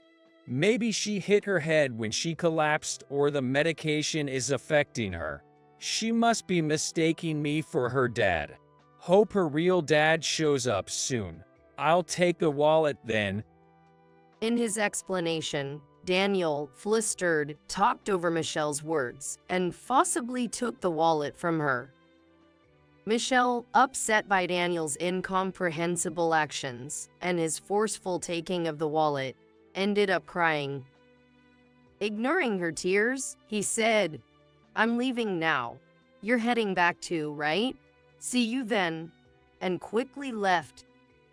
As Daniel and I were about to leave the hospital room, he bumped into a man entering. "Oh, sorry," Daniel said, trying to continue on. But the man stopped him. Excuse me, aren't you Daniel? Daniel, not expecting to hear his name here, responded with surprise. "Yes, that's me, but who might you be?" It was clear he didn't recognize the man. The man glanced at Michelle and whispered, "Perhaps you'll understand if I say I'm her grandfather." Hearing this, I couldn't help but exclaim in shock. Daniel was even more astonished. His eyes were wide and mouth was trembling. Obviously, he was struggling to find words, but he couldn't say anything. The man said, "I need to talk to you about something not suitable in front of the child. Could you step outside for a moment? It won't take long." Daniel, pale-faced, followed him out of the room. Wanting to be part of the conversation, I followed them and asked the man, "May I join you?" He initially hesitated, saying the conversation was extremely private. But when I quickly stated, "I'm actually his wife," he looked surprised and nodded in acknowledgement. Daniel, seemingly not wanting me there, tried to object, but was silenced by the man's stern gaze. We left the hospital and entered a nearby cafe. The man introduced himself as Tom Johnson. "I'm Michelle's grandfather. You're Daniel's wife. I'm terribly sorry for what my daughter, Emily, has done. Please forgive us." He apologized sincerely. I had my suspicions, but needed confirmation. Johnson revealed a shocking truth. I only found out today from my daughter that Michelle is actually my granddaughter. Emily left home about 10 years ago to live alone, and I didn't know she was raising a child as a single mother. He continued, explaining. As expected, hearing it from someone else was quite shocking. Today, when she happened to return to our home, that man, Daniel, called our daughter. After the call, she visibly became suspicious. Upon questioning, she confessed to having a 10-year-old child. She probably panicked when she heard her daughter was hospitalized. Otherwise, she might not have confessed, so the timing of the call was fortunate. For that man, it must have been the worst timing, though. Tom explained how he came to be involved. Then I asked, and she also confessed that the father is Daniel, right? He nodded in agreement. Yes, exactly. I came to the hospital after learning that the father of the child is a married man. My daughter told me the child's father would come to retrieve his wallet. Looking at Daniel, he was trembling. I thought he was trembling out of regret for his misdeeds. But then, he suddenly shouted angrily, "What the hell? She told everything. This is ridiculous." He was shaking with anger, not remorse. His behavior, especially in front of his mistress's father, was unbelievable. Was he really such a person? I thought he was proud, but I didn't expect him to lack any sense of ethics. I felt deeply ashamed to be his wife. Naturally, Tom was furious at his words. Do you realize what you're saying? I admit my daughter did something terrible to your wife, but you are not blameless. In fact, you should be apologizing to us. What are you misunderstanding? His anger was justified. But then Daniel said something unbelievable. Blameless? What are you talking about?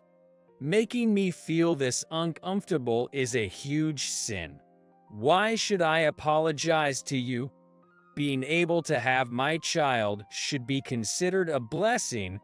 You should be thanking me. He was completely unrepentant, looking down on us instead. Where did he get such confidence? I couldn't tolerate it anymore. So I said, "Unbelievable. You're just defying having an affair and a secret child. I can't live with someone like you. We're definitely getting a divorce." Daniel was shocked and confused, as I had always followed his decisions without question. "What are you saying? You can't do anything without me. You should just obey what I decide. There's no way we're getting a divorce," he exclaimed. But my decision was firm. I couldn't possibly live with such a terrible person. It would be detrimental to my daughter's upbringing. Fortunately, she was with my parents, so I decided to go home, pack up my essentials, and stay with my parents. I couldn't stand being in the same space as Daniel anymore. I've heard enough. I'm leaving. I don't think we'll ever see each other again, unless it's in court, I said and left, ignoring Daniel's red-faced protests. When I returned home and told my parents everything, they were furious and supported my decision to divorce. They said my daughter and I could live with them, so I no longer had to worry about a place to stay.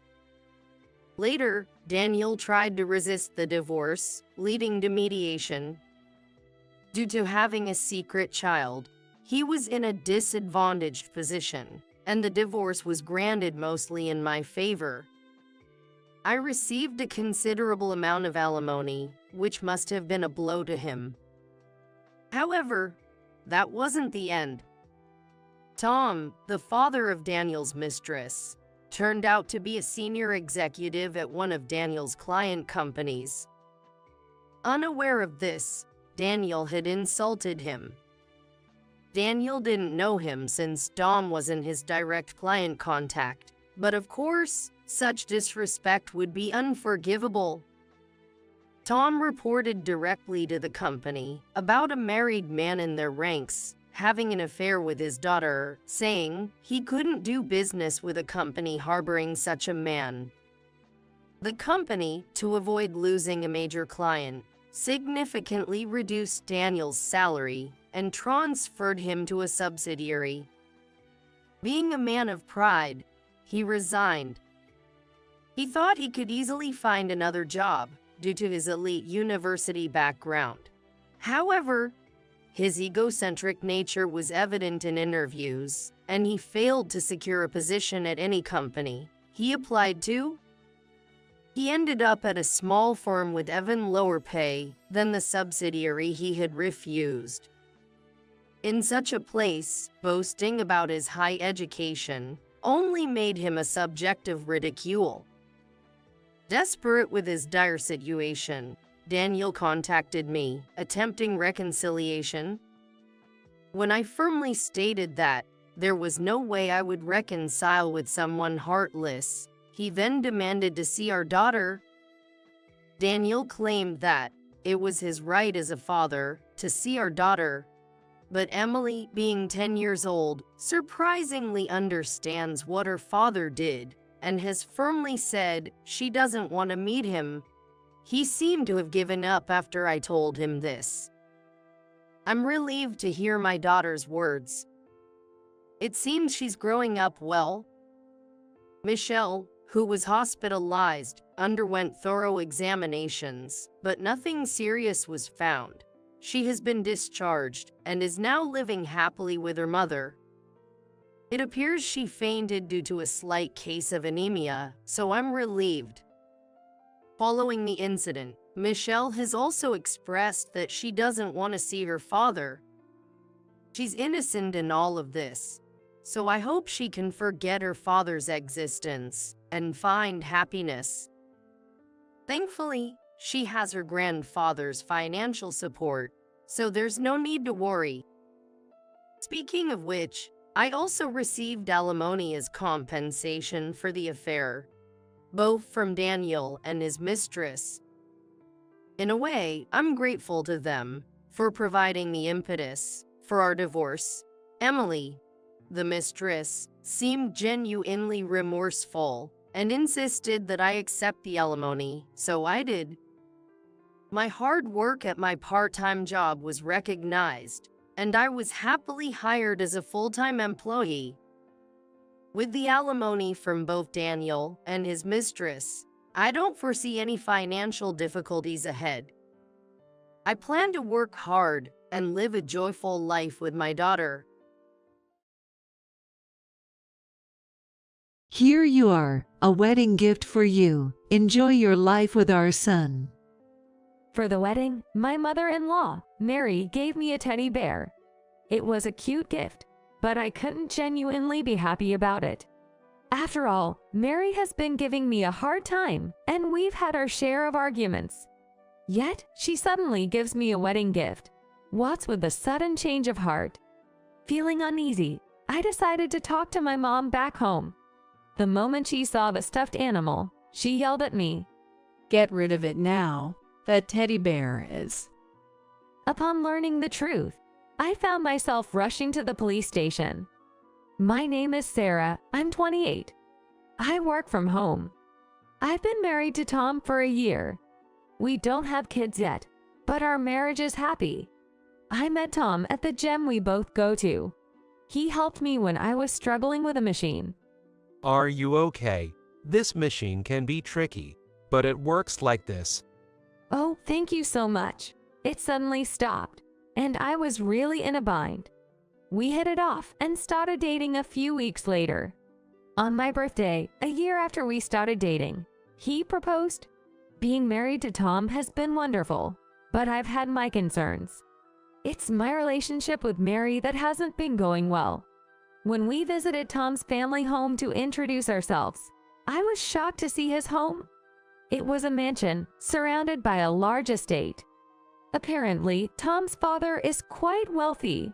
Tom himself is a down-to-earth guy, and he's not a big spender, so I didn't realize his family was rich. My dad always says not to depend too much on money. You never know what will happen, so he advises earning and saving as much as possible on your own. That's why I don't like to waste money.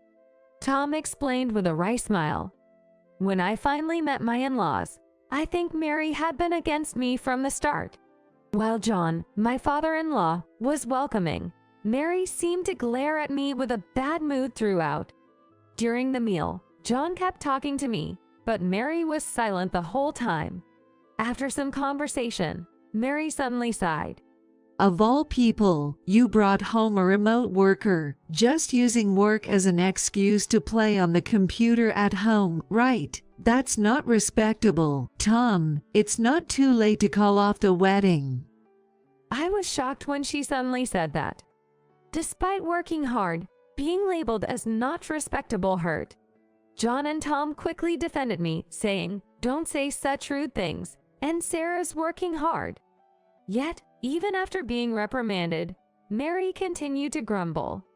Why should I be scolded? I'm just thinking about what's best for Tom. Besides, she's plain and not impressive at all. I've always said I wanted Emily to marry into the family.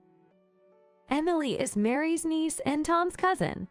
She's a typical American beauty with blonde hair and a serious personality, making her Mary's favorite. She's been pushing Emily as a bride for Tom since he was young. However, it seems neither Tom nor Emily had any interest in each other. Tom appears to have no romantic feelings for Emily, feeling more indifferent about it. We've known each other since we were kids. We're close, but it's more like siblings. I can't suddenly develop romantic feelings now. Plus, Emily has a handsome boyfriend, so I'm not even in her league.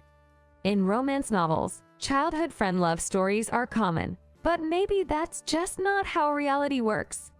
Since Mary's mood didn't improve, we decided to leave. On our way home, Tom apologized to me several times. I'm really sorry about my mom. She's been holding a grudge about Emily and took it out on you. I'll have a talk with my dad about it later. Seeing Mary's behavior made me wonder if continuing with the marriage was the right decision. But I still wanted to marry Tom, and I'm not one to back down easily. I secretly decided to prove Mary wrong after we got married. After we got married, we moved into a guest house on John's property, following his suggestion. A guest house is a place where travelers or tourists stay temporarily. As you get older, it's easy to lose touch with friends. We've been keeping it clean, but it hasn't been used in years. It would be great if you guys could live here. The guest house was immaculately clean and spacious, much more comfortable than a typical house, though it hadn't been used for years. After discussing with Tom, I decided to take up his father's generous offer. However, this led to a troublesome issue. Mary, living on the same property, began to visit frequently without any reason. She would come over and announce, criticizing things like the house isn't clean enough or your cooking is bad. She also complained about my remote work, saying, real work is done outside, you're just slacking off. If Emily had been the daughter-in-law, none of this would have happened. She's good at household chores and perfect in every way. I really wonder what Tom sees in you. There were plenty of better options.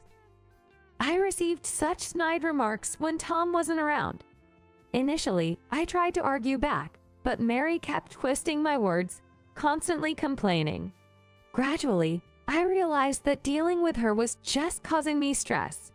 Since then, no matter what she said, I would just apologize dismissively and let her words go in one ear and out the other. She was clearly frustrated by this attitude. I hoped this would make her back off, but it didn't. Realizing I wouldn't respond to her complaints and nagging, Mary resorted to direct harassment. She would deliberately hide community newsletters from me and not pass on messages from neighbors. Because of this, I missed community work and was reprimanded for not attending events. One day, while I was folding laundry, she intentionally messed it up or touched it with dirty hands, staining it. She rummaged through my fridge, took food and treats without asking.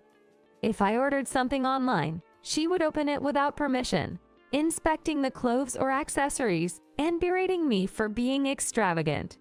With actual harm starting to occur, I was utterly fed up. Realizing that this couldn't be ignored, I decided to confront Mary directly. Please stop this nonsense, Mary. Even if you resent me because of Emily, isn't this a bit too much? Why do you persistently harass me like this? I confronted her, arms crossed, standing firmly. Then Mary, slightly taken aback by my determination, quickly retorted, I went through tough times as a bride too, but I never complained to my mother-in-law like you. You really are strong-willed. Once you marry in, shouldn't you serve and not defy your husband's parents? That's outdated thinking. Just because you experienced harassment as a bride, you think it's okay to do the same to me. Yes, I do. Is that bad? I'm telling you, I have no intention of stopping. I can't accept a woman like you as Tom's wife. If you don't like it, just divorce him and leave. Faced with Mary's absurd response, I was speechless with disbelief. Dealing with her was a waste of time. I didn't want to worry Tom, but it seemed I had no choice. When I talked to him about his mother, Tom was distressed. What is my mother doing? I've told her so many times not to bother you. And now she's involving the neighbors in her harassment.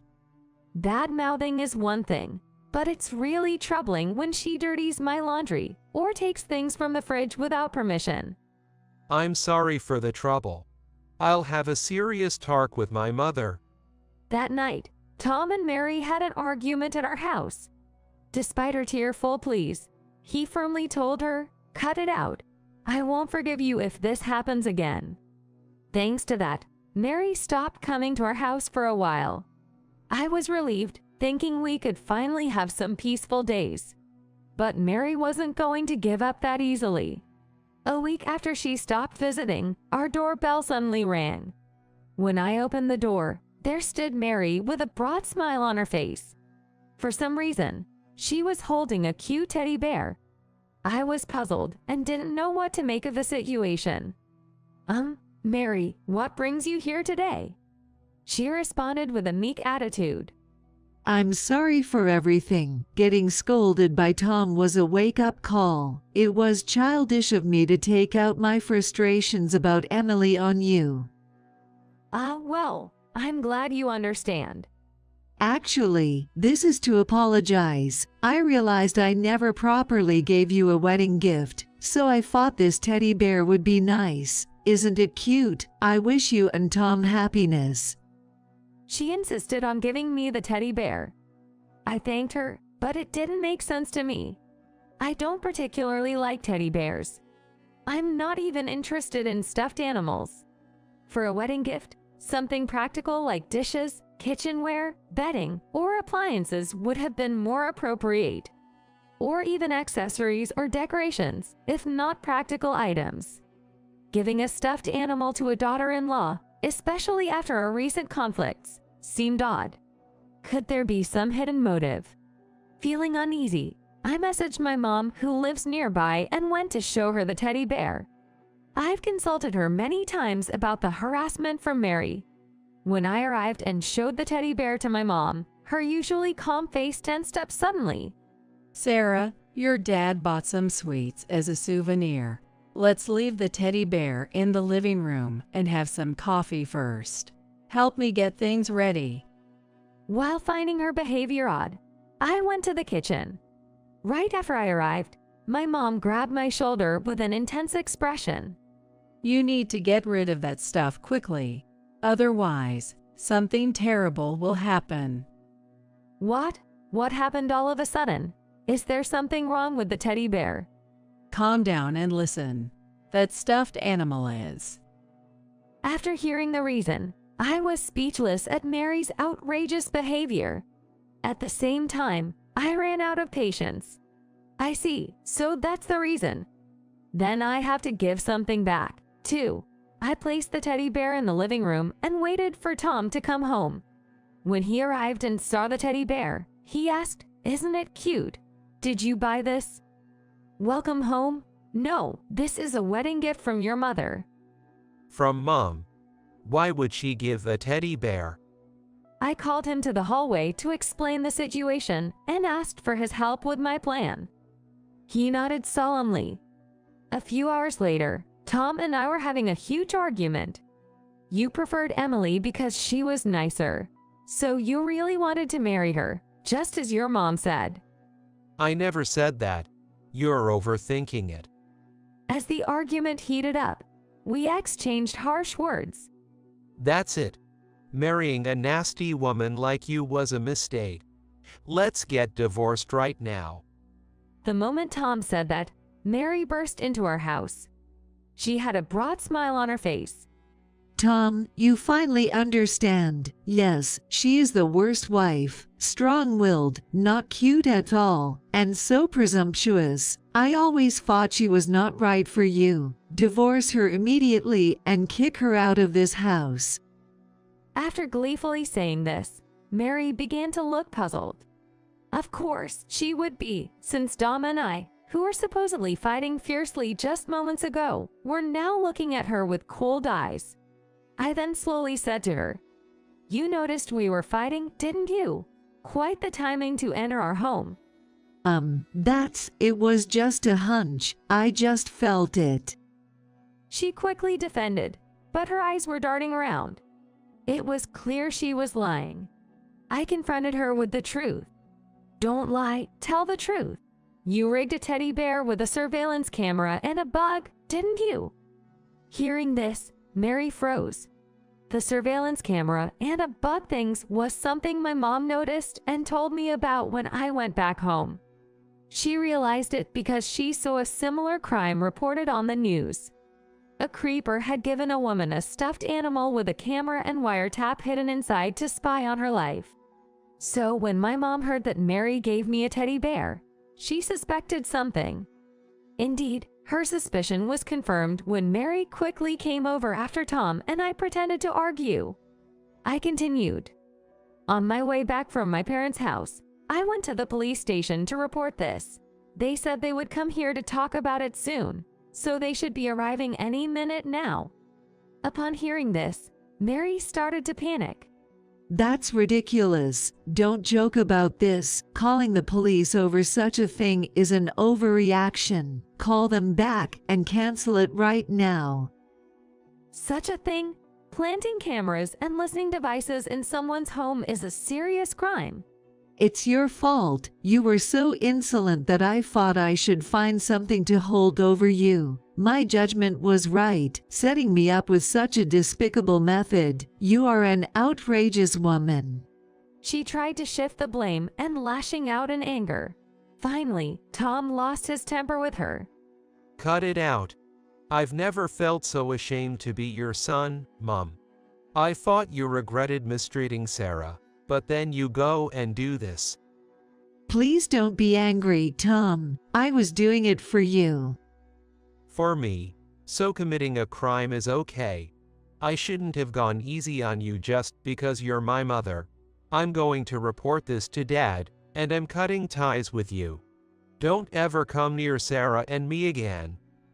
At Tom's words, his mother screamed. Trying to apologize through tears, Tom stopped her. You're apologizing to the wrong person. She then turned to me in panic.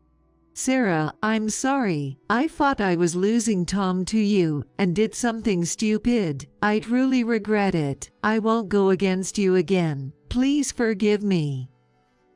Despite her desperate apologies, it was too late for me. After all the trouble she caused, including sending that creepy teddy bear, there was no way I could forgive her. I will never forgive you.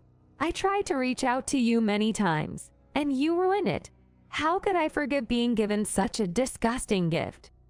I really regret it. Sorry only works for little kids. As an adult, you need to handle your own responsibilities. She continued to wail, but neither Tom nor I felt any sympathy. Later, the police arrived at our house, and she received a stern warning. Weeks later, she was divorced by John and kicked out of the house. Apparently, John had been harboring frustrations due to her frivolous spending of his money. Adding her harassment of me and the teddy bear incident, he lost all love for her. Now she lives in a small, old apartment, struggling through a miserable life with multiple part-time jobs. I hope she takes this chance to reflect on her actions. As for me, I live a peaceful life surrounded by the kind Tom and John. In a few months, we are expecting our long-awaited baby. We are eagerly anticipating the day our baby is born. One day, I went to a high-end sushi restaurant with 7 of my mom friends. We have a reservation for 6 under the name of Smith, said the boss mom, Emily, clearly.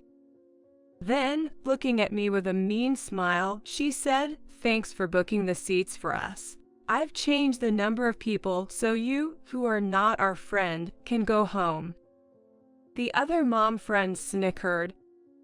"Sure, enjoy your meal."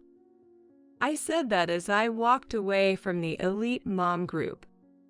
Later, a staff member came to me, and the faces of the elite moms turned pale. "My name is Cindy Smith, a 42-year-old housewife. I have a same-age husband and a 17-year-old son.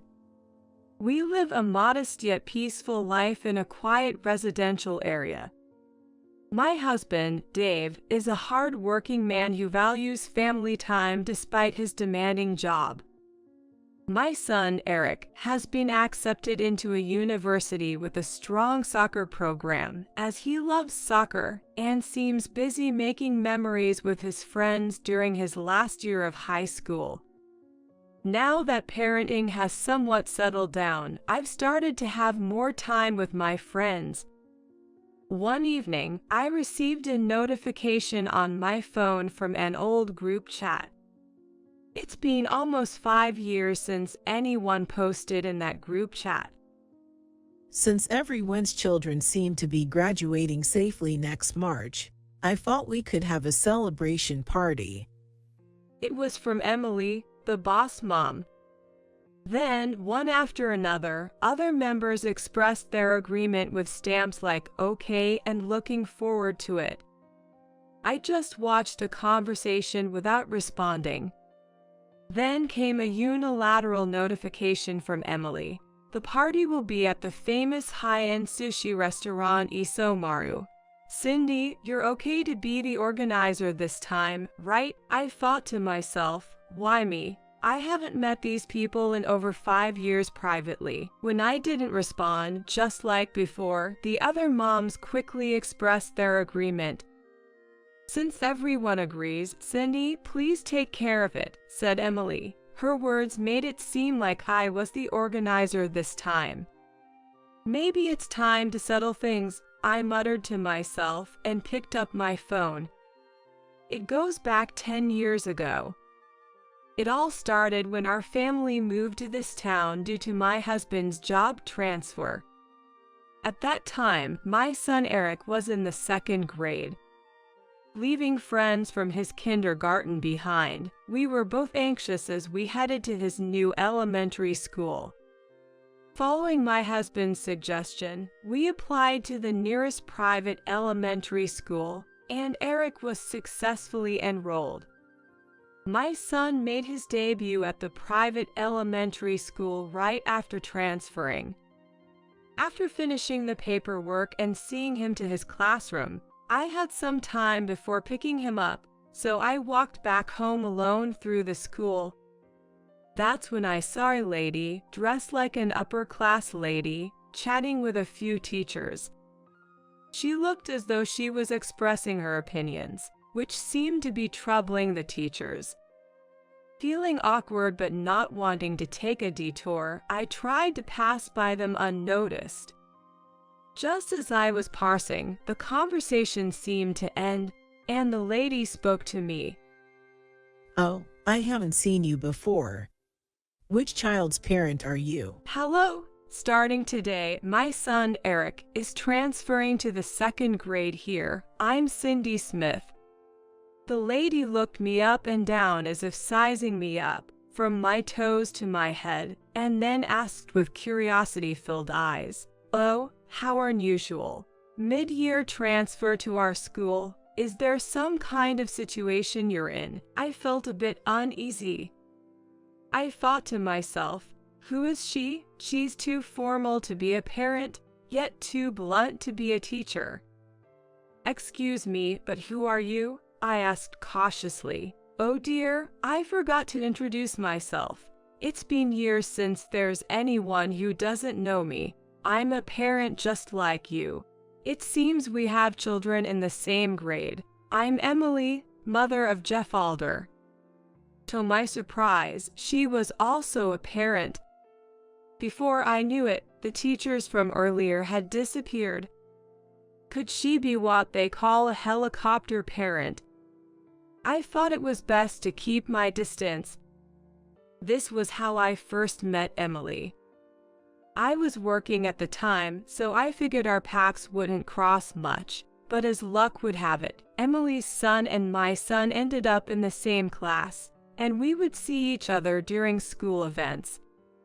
Somehow, Emily took a liking to me, and I found myself among her circle of elite mom friends. I would have preferred to keep my distance, but fearing that any discord between us parents might affect our children, I decided to maintain a minimal relationship with Emily and the others for my son, Eric's sake. However, aside from me, the other moms seemed to be from a different world, having been close since their kids attended the associated preschool, leaving me completely isolated. I often thought about leaving the group, but it seemed my stories from outside their world were of interest to them, serving as fodder for their superiority complex. It wasn't pleasant, but I endured it for Eric's sake.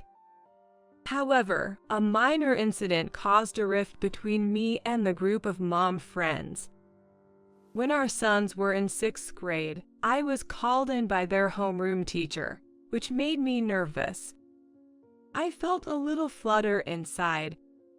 More often than not, being called in by a teacher meant something bad. Did he get into a fight? Did he cheat on a test? Surely not Eric. As I headed to the school filled with anxiety, I was led to the reception room where the principal, vice principal, the homeroom teacher, and I were to meet. I apologize for calling you in suddenly, especially when you have work. The principal started with a smile. It didn't seem like Eric had done anything wrong, but still, I replied cautiously, "No problem at all. Has Eric done something?" Seeing my apprehensive response, they laughed. The teacher explained, "I'm sorry to have startled you. We called you here because we have a request for you." In summary, this school wanted me to plan that year's school trip because I work in the travel industry. Eric had mentioned my job during a school assignment, and the school had been looking for fresh ideas for the trip, as they had been going to the same place every year. It was a flattering request, but feeling anxious about planning it alone, I decided to survey the students for their preferences, ensuring the plan would fit within the budget. Eventually, we settled on a trip to Hawaii. As I became more involved in planning the school trip, I found myself at the school more frequently. One day, I ran into Emily. She seemed a bit upset and said, "Hey, Cindy, I heard from the teachers that you planned this school trip. Is that true?" "Well, it was based on a survey among the students. Hawaii received the most votes and it fit our budget, so that's what we chose based on the students' wishes." As I explained, Emily interjected, "Unbelievable. Did you know my child attends a modeling academy? The UV rays in Hawaii in June could cause sunburn. How could someone like you, just because you work part-time at a travel agency, decide on the school trip destination?" I was taken aback by her barrage of criticism, and before I knew it, the other moms were standing behind Emily, looking at me with cold eyes. As I wondered how to defuse the situation, the homeroom teacher and vice principal came over and explained the situation. Emily seemed unsatisfied and said, "We'll discuss this in the principal's office," before disappearing with the vice principal and homeroom teacher. The remaining moms continued to look at me coldly. Fortunately, a call from work gave me an excuse to leave the uncomfortable situation. The principal, vice principal, and homeroom teacher managed to pacify Emily, and the children were able to go on their school trip without issue. According to Eric, Emily's son, Jeff, ended up enjoying Hawaii the most and was the most excited. Since the kids were happy, I was hopeful that would ease Emily's anger. Just as I thought that way, the night after the school trip, Emily posted in the mom group chat, "Cindy, thank you for planning such a wonderful trip for the kids. I'm sorry for being harsh." Following her, the other moms also posted their thanks. I was glad they came around.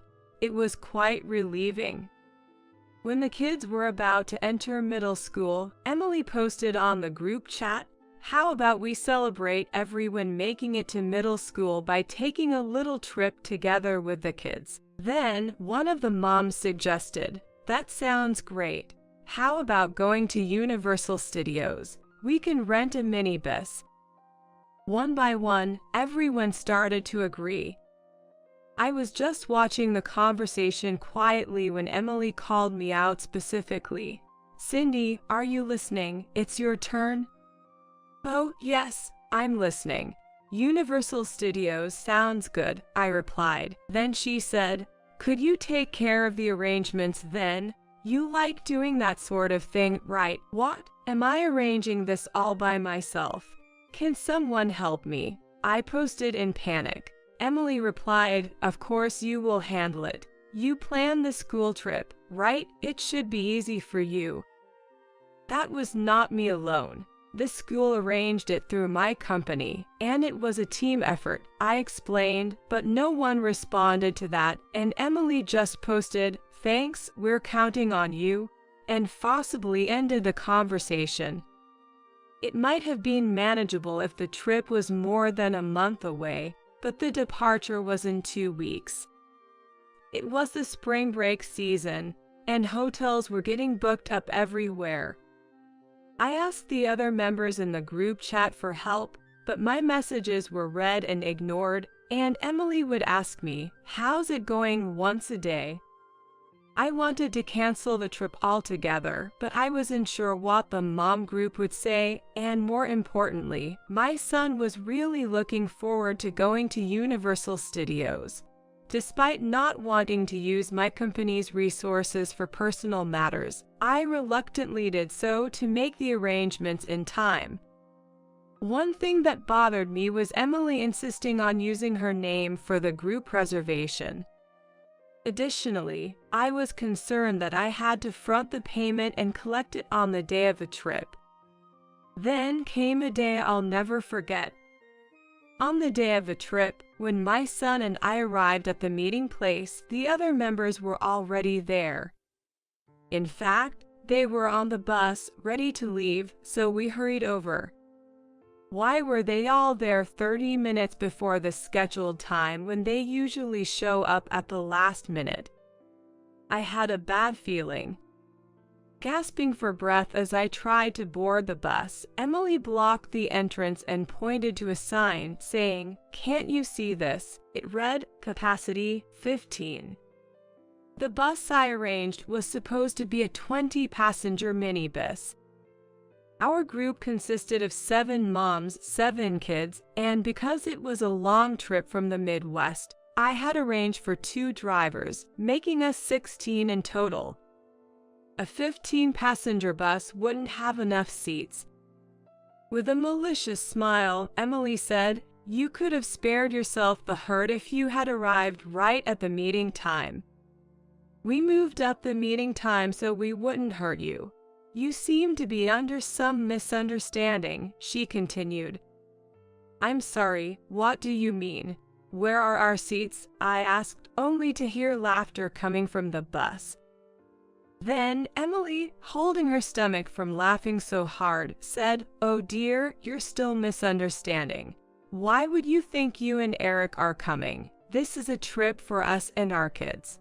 Were you a part of us? But you asked me to arrange everything in the group chat," I replied, struggling to contain my anger and frustration. "I did ask, but who said you were coming with us? Can you read? Don't make such a mistake," Emily continued, still laughing. "That's awful. How could you do this? Did I do something wrong?" As I protested, Emily retorted, "Don't you see your own mistake? Exposing someone else's child to the risk of skin cancer. You were the first to betray us." Emily was still holding a grudge about the decision to make the school trip to Hawaii. "Anyway, that's the situation. We're going to be late, so could you move?" Emily pushed past me, closed the bus door in front of me, and the bus left. Left behind were my son and I. "Mom, what about Spider-Man, Harry Potter?" my son asked, tears welling up in his eyes, realizing he wouldn't get to see the much-anticipated attractions at Universal Studios. He was so looking forward to Universal Studios. It seemed like my son understood that he couldn't go, that he was being left behind. It was too much for my son to see his mom being treated so coldly by other adults. "I'm sorry, Eric. We can't go with everyone today. We'll definitely go with Dad next time," I tried to comfort him. But he couldn't hold back his tears any longer and cried on the spot. I managed to hold back my tears, hailed a taxi, and we went home. My son was so upset and ashamed that he stayed in his room for 3 days. Worried about him, my husband and I took turns staying off work to be by his side. 3 days later, when I returned from work and checked our mailbox, I found unenveloped cash and a partially eaten bag of snacks from Universal Studios. Clearly the return of the trip expenses and a thoughtless attempt at a souvenir. I knew who was responsible. Judging by the amount of cash, it was meant to cover the trip costs. I hid the snack bag deep in the trash so Eric wouldn't find it and stored the cash, finally noticing my hands were shaking. How far would these people go to hurt someone? Hurting my son was unforgivable. I thought I should stop associating with them. With that thought, I decided to stop checking the group chat altogether. Years passed with no contact from the old mom friends group until about 5 years later. The group chat sprang to life again, moving forward without me just like before. From the chat history, it seemed that not just me but other former mom friends hadn't updated this group for a long time, indicating they had formed a new group without me. In the midst of it all, there's only one reason they're chatting again in the group I'm in. It's to use me. As I silently watched the chat unfold, it was decided that next Wednesday, we'd be going to a famous high-end sushi restaurant for lunch. Of course, I was expected to make the arrangements. This is going to be fun. It's one of those places you have to reserve, right? I can't wait to brag to my friends. The other moms were posting one after another. I also added a quick looking forward to it and closed the chat. On the promised day, at the promised time, I went to the restaurant and found all the former mom friends gathered in front of it. Long time no see, Cindy. Did you make the reservation? Must have been hard to get one, huh? Emily, leading the pack, greeted me in a familiar tone. That expression was the same one she had 5 years ago when she left me and our son behind. They must be trying to trick me again. Hello, long time no see. There's a bit of a line forming behind you, so maybe you could come inside, I suggested to my former mom friend, urging her to enter. That prompted the former mom friends to enter the restaurant with Emily leading the way. As the staff welcomed us, they asked Emily, "How many in your party today?" "A reservation for 6 under Smith," Emily responded loudly enough for everyone in the restaurant to hear. The staff went towards the back after saying, "Please wait for a short while. I'll get someone to show you to your table," and the former mom friends burst into laughter. By the way, Cindy, why are you here? Meeting someone? Surely you don't think you're dining with us. You're not our friend. Sorry about that. Emily said that, as she remained unchanged since 5 years ago. "Actually, I have a reservation here too," I said, and the former mom friends went silent. What? A reservation? As Emily started to speak, a server came from the back and said, "Ms. Smith, I'm sorry. We have your reservation for 4 people," to which Emily panicked. 4? That can't be right. I changed it to 6 last week. The other former mom friends started murmuring, "What's going on?" Then the server noticed me hiding behind the former mom friends and said, "Ms. Smith, oh, we've been expecting you, Madam CEO. Your party is also here," calling me out. "Thank you. Sorry for being late. Could you show us to our table?" I was about to be led by the server when Emily grabbed my arm. What's going on? Why are you being seated? She demanded my explanation. "Please lower your voice. You're disturbing the other guests." I calmly responded to Emily. She, along with the former mom friends, was stunned. "I have a reservation for 4, which is why I'm being seated. You all made a reservation too, right? It's hard to get into this place without one," I stated plainly.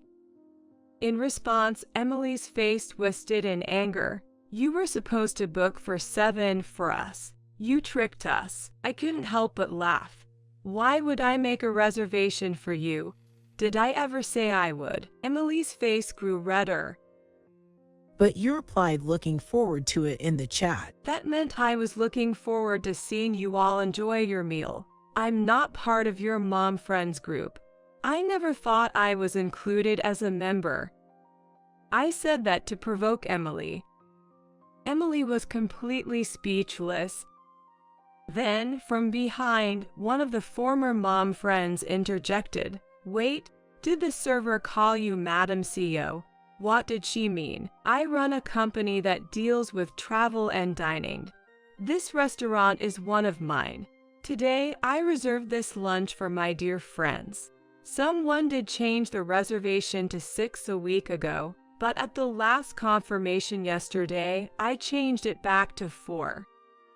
I explained to them as I gestured to 3 friendly-looking friends waving at me from a table. After waving back, I said to the mom friends group, "Excuse me, I've kept them waiting," and left them frozen in their spots to join my table. I simply had friends outside of that group. Our children attended an affiliated school where the campus changes based on the curriculum chosen. Eric pursued a curriculum focused on sports to devote himself to soccer. This separated us from Emily and the others who focused on academic curriculums since middle school. It was a relief. In this new environment, I found kind mom friends, and Eric could immerse himself in his beloved soccer, enjoying peaceful days both mentally and physically. That's why we came to have a meal with these friends whom I could talk to without any reservations. During the meal, a server whispered to us, "Excuse me for interrupting your meal, but a woman who was here earlier is causing a scene at the reception." Looking towards the reception, there was Emily throwing a tantrum like a child, yelling, "I won't accept this. I'm definitely going to eat sushi here, so make room." No other former mom friends were in sight. It seemed they had left Emily behind. She was throwing a tantrum like a child, insisting on eating sushi. "Please call the police. She's just an old acquaintance. Don't worry about me," I told the server, and watched as the police arrived and took Emily away. Months later, after Eric successfully finished his college entrance ceremony, he moved to his dormitory, and we were enjoying some long-awaited time as a couple. However, since both my husband and I run our own businesses, it's hard for our days off to align. Despite the busyness, we are living fulfilling days. I was curious why Emily had started bothering me again after 5 years. Rumor has it that Emily had always wanted to make your son a celebrity and had kept him from sports to avoid injuries since he was young. Mostly playing at home, he eventually got hooked on video games, leading to a reversed sleep schedule and sporadic school attendance. Apparently, she was not pleased to hear my son got into college through a sports scholarship, resenting the future we envisioned for him. It's unbelievable as a parent to make others uncomfortable out of ego. I hope Emily's son doesn't succumb to her pressure and follows his own path.